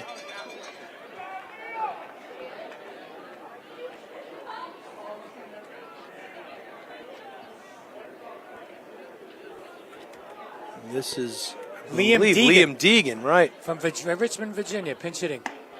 Ball 2 outside. 6'3", 200-pound right-hander. Nice looking freshman.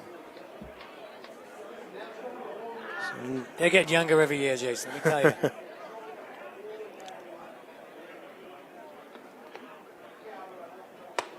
And that one outside. Quickly, 3-0. 3-0. Silver Knights are making a run at it here. Second and third, one out. Yep. 3 balls, no strikes. Nobody warming up yet? Oh, there is somebody loosening up in the Westfield bullpen right now. On deck, another pinch hitter, number 43, it looks like. And it's going to load the bases for him. Number 43. It's going to be Billy Butler. Foster, Rhode Island, a sophomore at Rhode Island, a 6'2", 220-pound righty. Goes to URI, and remember over the years, BJ has sent a lot of baseball athletes down to URI. And here we go, bases loaded, one out. So Butler with a chance to make things interesting here.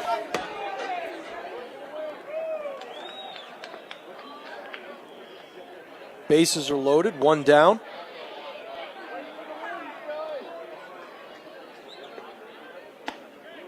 And he'll take a strike on the outside part of the plate.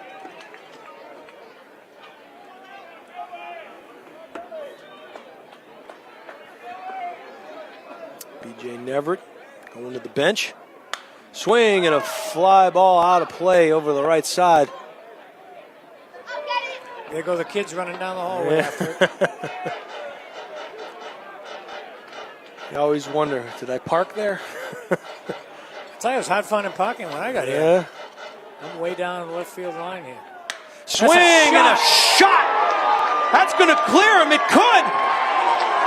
One run is in. Here comes the second. Third one coming in. And he does. Butler making things interesting with a 3-run double.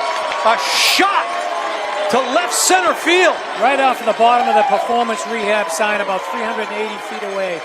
Hit the bottom of the fence, bounced right back to the center field. If it didn't, he might have had 3. And they were hustling with contact. That could be it for Fleury. It is. He just gave the ball up, and he knew right away. So Fleury, exit stage left. And they're calling out. No, he's putting him back in the bullpen. Sent him Number back. 29. 29 coming into pitch. That was an interesting turn of events there.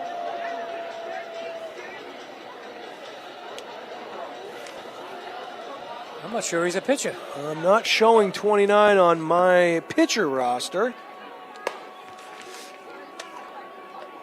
Or on my roster, period.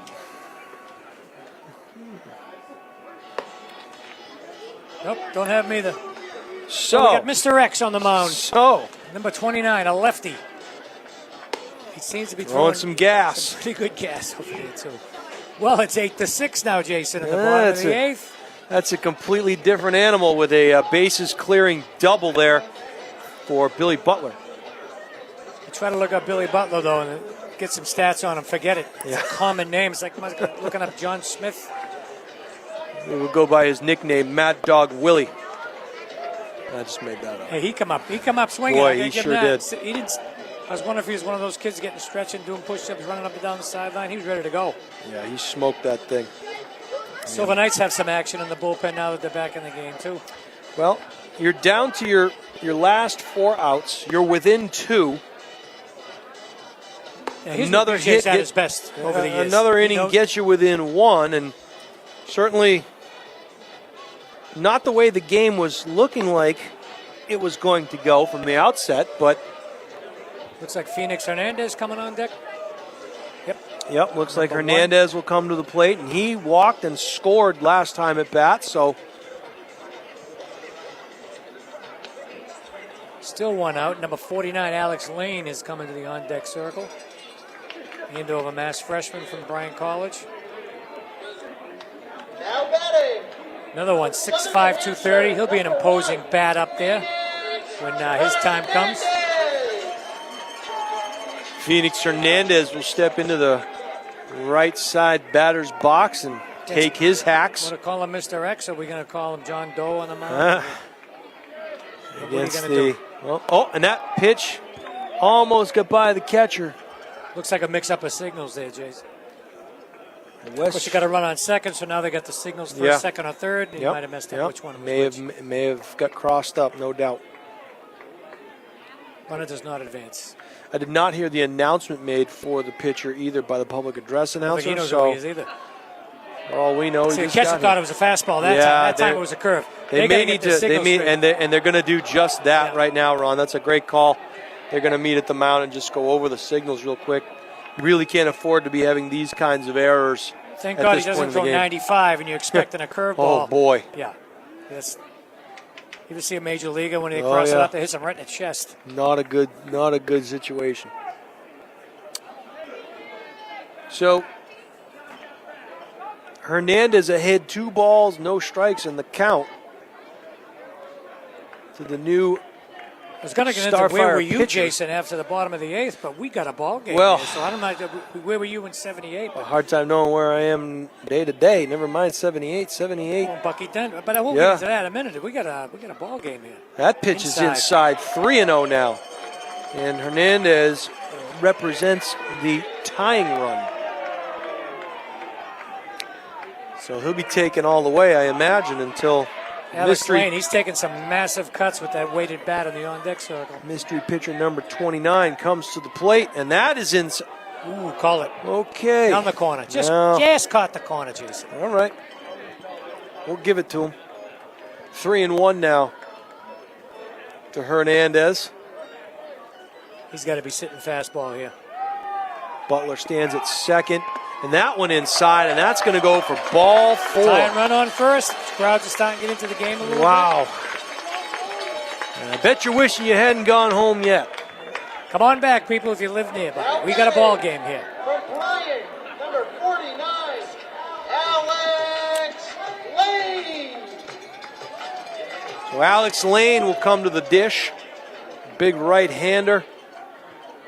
Right-handed bat with a chance to make some noise, and he intended to on that swing. Cut. Quickly down 0-1, but bad intentions with that swing. Looks like Alex, the same one, played for St. John's Prep up in Danvers. Okay. Slow breaking ball, and that stays high and inside. Count evens up at 1-1. Still just 1 down here, the bottom of the 8th.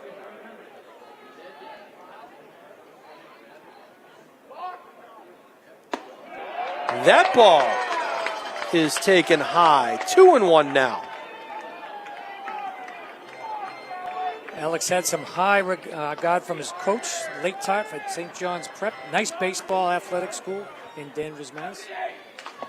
Swing nice and a miss, healthy cut there from Lane. Count evens up at 2-2. Mike LaRocca stands on deck. Big at-bat by Lane right here. 2-2, 1 out, first and second. Up to this point, the pinch hitters have answered the call. And that taken high, so we have a full count now.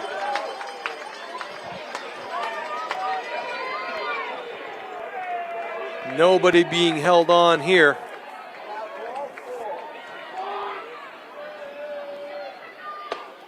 And he couldn't catch up to that one. He came inside fastball and blew it by him, swinging strike 3. That was a big bat back for the Silver Knights. Pitcher, number 30. And for that pitcher in Westfield, that was a big out. Now he's got to contend.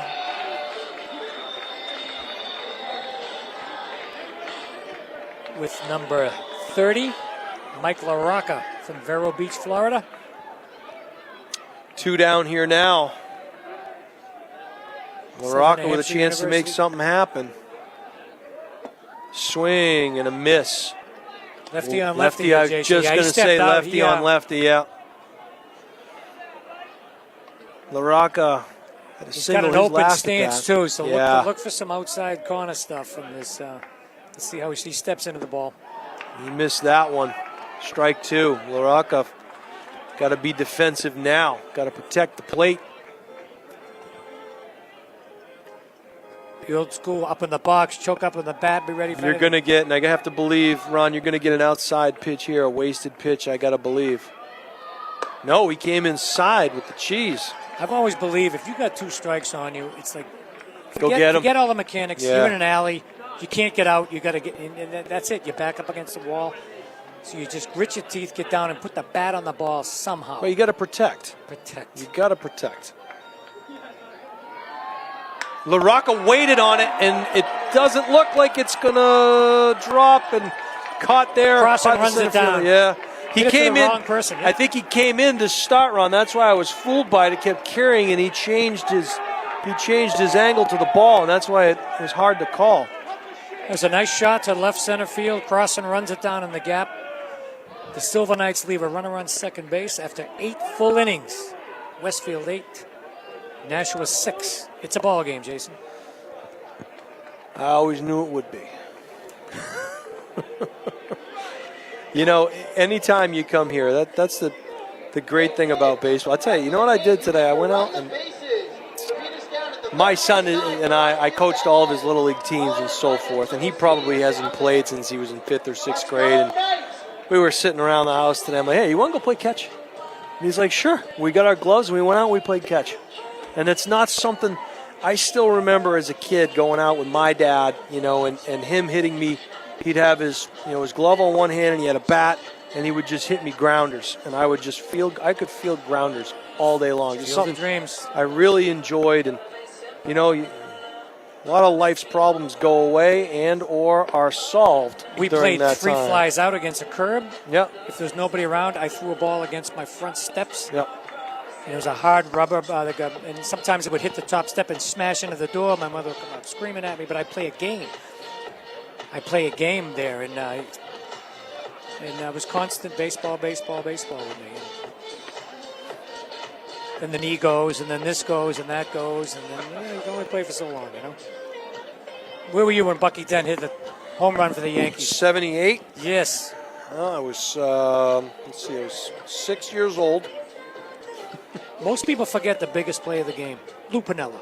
Jerry Remy hits a shot to right field with runners on base. Yep. Piniella either lost it or misstepped, and he stuck his glove out and never even saw it. Took it on a trap hop about waist high, blocked the ball, kept him around a single, and runners never scored. That was a huge play. It just wasn't meant to be.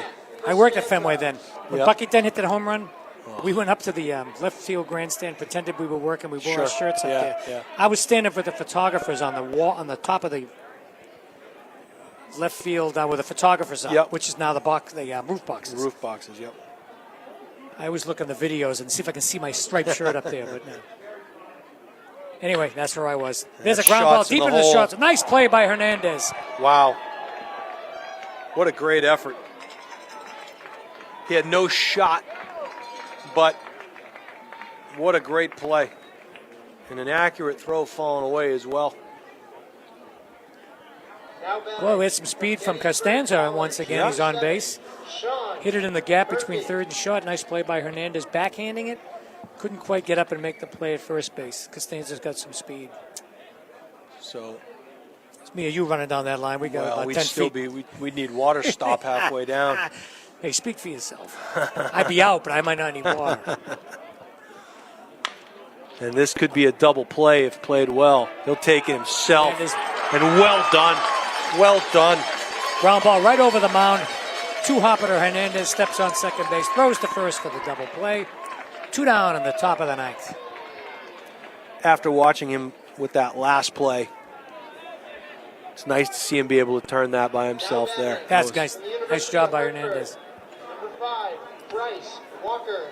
I think they took Achilles out of second base. Do we have a I think pinch so hitter too. fan last Walker is up now. I don't know who hit into the twin killing, but this is number 5. I believe it's, did they say Bryce Walker? time? Walker, yeah, he's only got 4 at bats right now. Okay. He's 1 for 4 on the season. I should say 4 official at bats. He's got 9 base on balls. If I'm looking at the right guy. Milford, New Hampshire kid, by the way. Yeah. What's he doing all the way out in Westfield?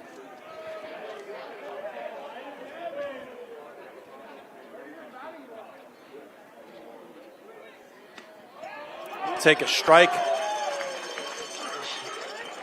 So 0-2 now to Walker, who must protect the plate. We'll see how he adjusts. Goes to the University of Hartford, 2 hours away down in Connecticut.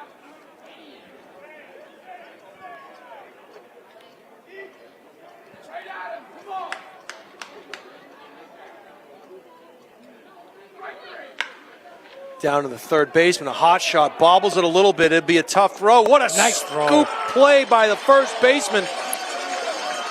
And so, Nashua, 3 quick outs in the top of the ninth. It'll come down to this. Your score through 8.5. 8-6. Westfield on top by 2. Nice job of relief by Alex Schaefer, the 3 innings he's thrown. He sure did. Yeah, Schaefer came in and put out some fires, got some great help behind him defensively. No doubt there. And about 30 minutes ago, this was a foregone conclusion and warm up the bus type deal, and now anything's possible, especially with what happened in the last inning. You know, Nashua has scored 5 runs in the last 2 innings. So anything possible here. Achilles is coming up to lead off the inning. Number 5. Maybe he just changed positions. That could be. We didn't see that. But it's good to have him there with the speed. Gets on base. We need base runners right now. As Nash was down by 2 in the bottom of the ninth. Now batting from New England College, number 5, Luis Achilles. New England College, I believe that's out in Henniker. I believe you're correct. Is it Henniker or No. it begins with an H?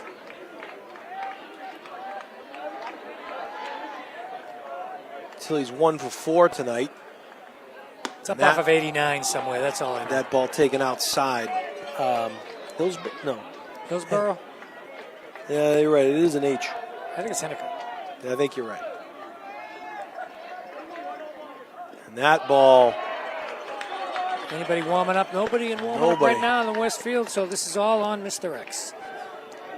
I apologize to the Westfield people who might be listening. We don't have a name or a number or a roster. We got 29 for the Nashua Silver Knights and Jared Plurd, but And that ball's inside. 3-0 now to Achilles. that was a close pitch. Tough one to take. But Nashua needs base runners. I don't think Achilles is going to be swinging here. Look for a fastball right down the middle. If he And that's inside, ball 4. Here we go. And Barry Walsh now coming up to the plate. He of the single, and he came all the way around to score in his last at bat. So he represents the tying run at the plate. The game has gotten interesting. Achilles, you couldn't have a better base runner, at least speed-wise, on first base. With right nobody now. out here, it'd be interesting to see how the Silver Knights play this one. I don't think BJ will steal him, but hey, you never know.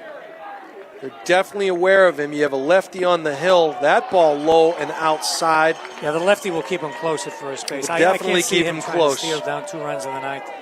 But I wouldn't put anything past BJ. Well, playing with house money at this point. And that's taken for a strike count, evens up at 1-1. That pitch clocked in at 83 miles an hour. He's got nice movement on his Does. fastball, too.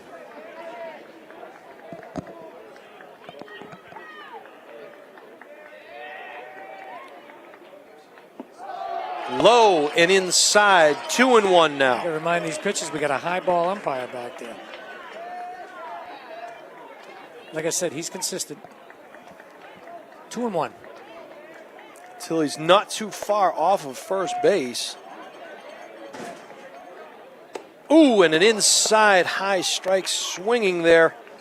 Got in on the hands. That looked to be a bit high, This but pitcher's got some gas. he does. Hit that one at 86, Jason, I believe. Yeah.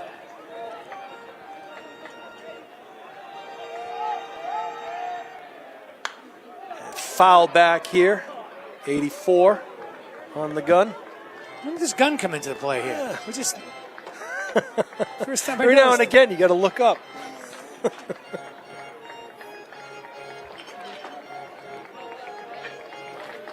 I don't know if the cops are Admiring still the here. new- Maybe they new brought one of their radar scoreboard. guns in or something.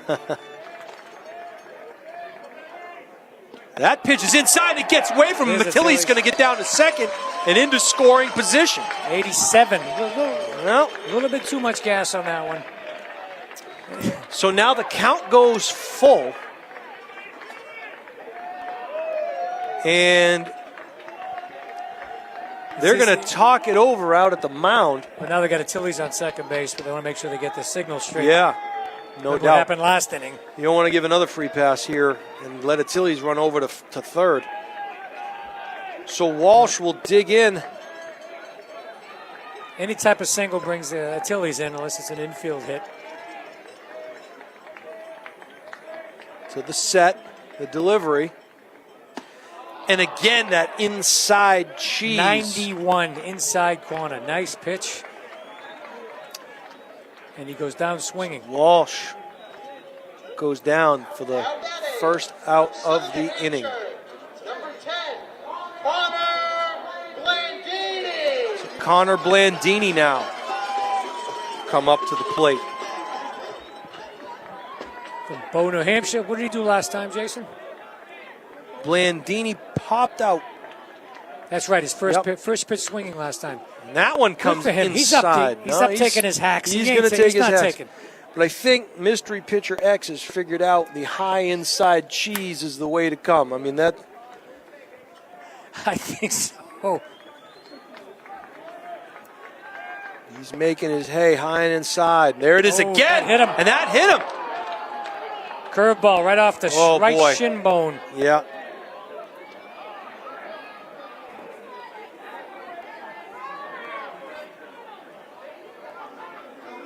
That one's got to hurt. Right on the bone.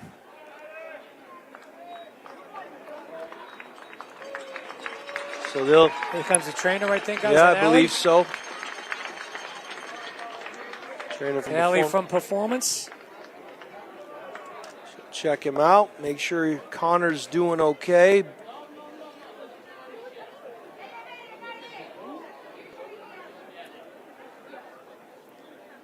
If that hadn't hit him, you'd have Achilles over at third. And I think he's coming out of the game, Ron. I think they're going to get a pinch runner ready to go. Good move. Because I don't think Blandini can go. He's walking gingerly on that as he heads back to the dugout. Yeah, you need some speed on first base. It's the tie and run. Blandini's limping, so it's a good move to get him out of there. He'll be treated by Performance. And look, I believe that's Alley down there, but I'm not sure. I just sent her a message, so if it is, I'll hear about it after the game, probably. So we still have yet to get a runner. It looks like they're bringing someone over from the bullpen to pinch run. We got first and second one out. Winning run at the plate, tying run at first base. Pinch runner coming in from the bullpen. So We haven't we'll have seen who it is yet. It's number 11. It's number 11? Number 11. It's like number 8 to me, Jason. Well, let me It's either Nolan Collins, a senior from Bates. I believe it's 11. It is 11. We've been confirmed. Alvede from Fayetteville. The eye in the sky doesn't lie. Nolan from Ranchos calls. Palos Verdes, California. All There the you way go. out. Came out east to play a little baseball. Good for him. So Jack And Aren, go to the college. catcher, will come to the plate with the tying run at first and one down. And that pitch taken high for ball one. So aside from the inside swinging strike, This is lift Lefty's game to win or lose. it's true. And High that's again. high and outside. 2-0. 2 balls, no strike. First and second with 1 out. Bottom of the ninth.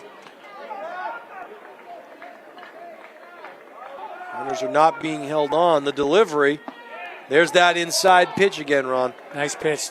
2-1 now. Knee high on the inside corner. That was a great pitch. 2-0 count. At least he works fast. I'll give him that. He does. And that. Little glare from Jack Aren back at the mound. I don't think he threw at you, but at this point in the game, Not sure Good for I'd be him. looking. He still has another pitch in him. I like the little guy spunk glaring at him, throwing at his head. Yeah, just get the bat. Give him a glare. 3-1 now to Arendt. He was joking with the other catcher about it afterwards. Swing and a high pop-up. That's going to stay in the infield. First baseman's play to make, and he does. Infield fly rule was on, In Jason. effect, yep. For those of you who are not sure what the infield fly rule, 2-1, base open, first and second, force play at third. If it's a pop-up in the infield, the batter is automatically out, even if the fielder drops the ball. Obviously to prevent an easy double play because people can't tag up. Correct. Or they can't come off the base too far. People out there saying, why are you telling me this? I know this already. But some people might not. Some people might not. Infield fly rule is a good rule. So they're down to their last out here, Ron. There's Swing the and a miss. inside cheese again, and that is Liam Deegan. 90 And, miles an hour, Jason. Yep. I'd love to know who this kid is throwing 90 miles an hour here in this college game. Liam Deegan with a chance to make some noise. Nice and that pitch. catches the outside corner. Unhittable, Jason. Yeah, Outside, absolutely right. just below waist high, 90 miles an hour. Silver Knights down to their last strike here. 0-2, 2 outs. Gap shot ties the game, Jason. It does indeed. And dare I say, I'm not sure he extra gave him the baseball. timeout. He stepped out of the box, but I'm not sure the umpire gave him the Umpire timeout. didn't grant? Okay. The picture gave him that courtesy, though.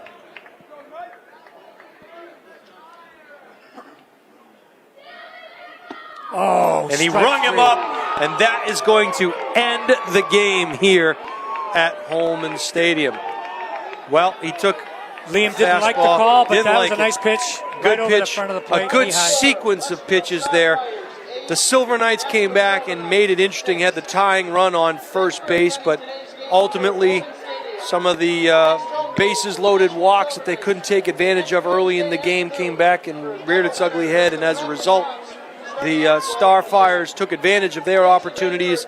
They're going to walk out of here tonight, Ron, 8-6 winners. We apologize. We didn't have Sandy Koufax's real name out there, throwing 90 miles an hour, but nice job. And I got to tell you, if the starting pitcher St. Pierre, that was a gutty 5 Sure innings. was. I mean, he had trouble finding his control. He gave him the innings in order so the other guys can pitch 2-3 innings near the end and come back and take the game. So I got to give him credit, even though he couldn't find the plate early. But he threw a lot of pitches, made a lot of good pitches when he needed to, made a nice effort. So there you have it, ladies and gentlemen. Some great analysis there from Ron Ducky Welliver, and another great effort here by both teams at historic Holman Stadium here in Nashua. Your final 8-6. The Westfield Starfires over the Nashua Silver Knights. For Ron Welliver, Tim O'Neill, executive producer Pete Johnson, I'm Jason Roby, bidding you all a good night. Great seeing you again, Jason. Great Great working seeing with you, sir. All right. Good night, everybody.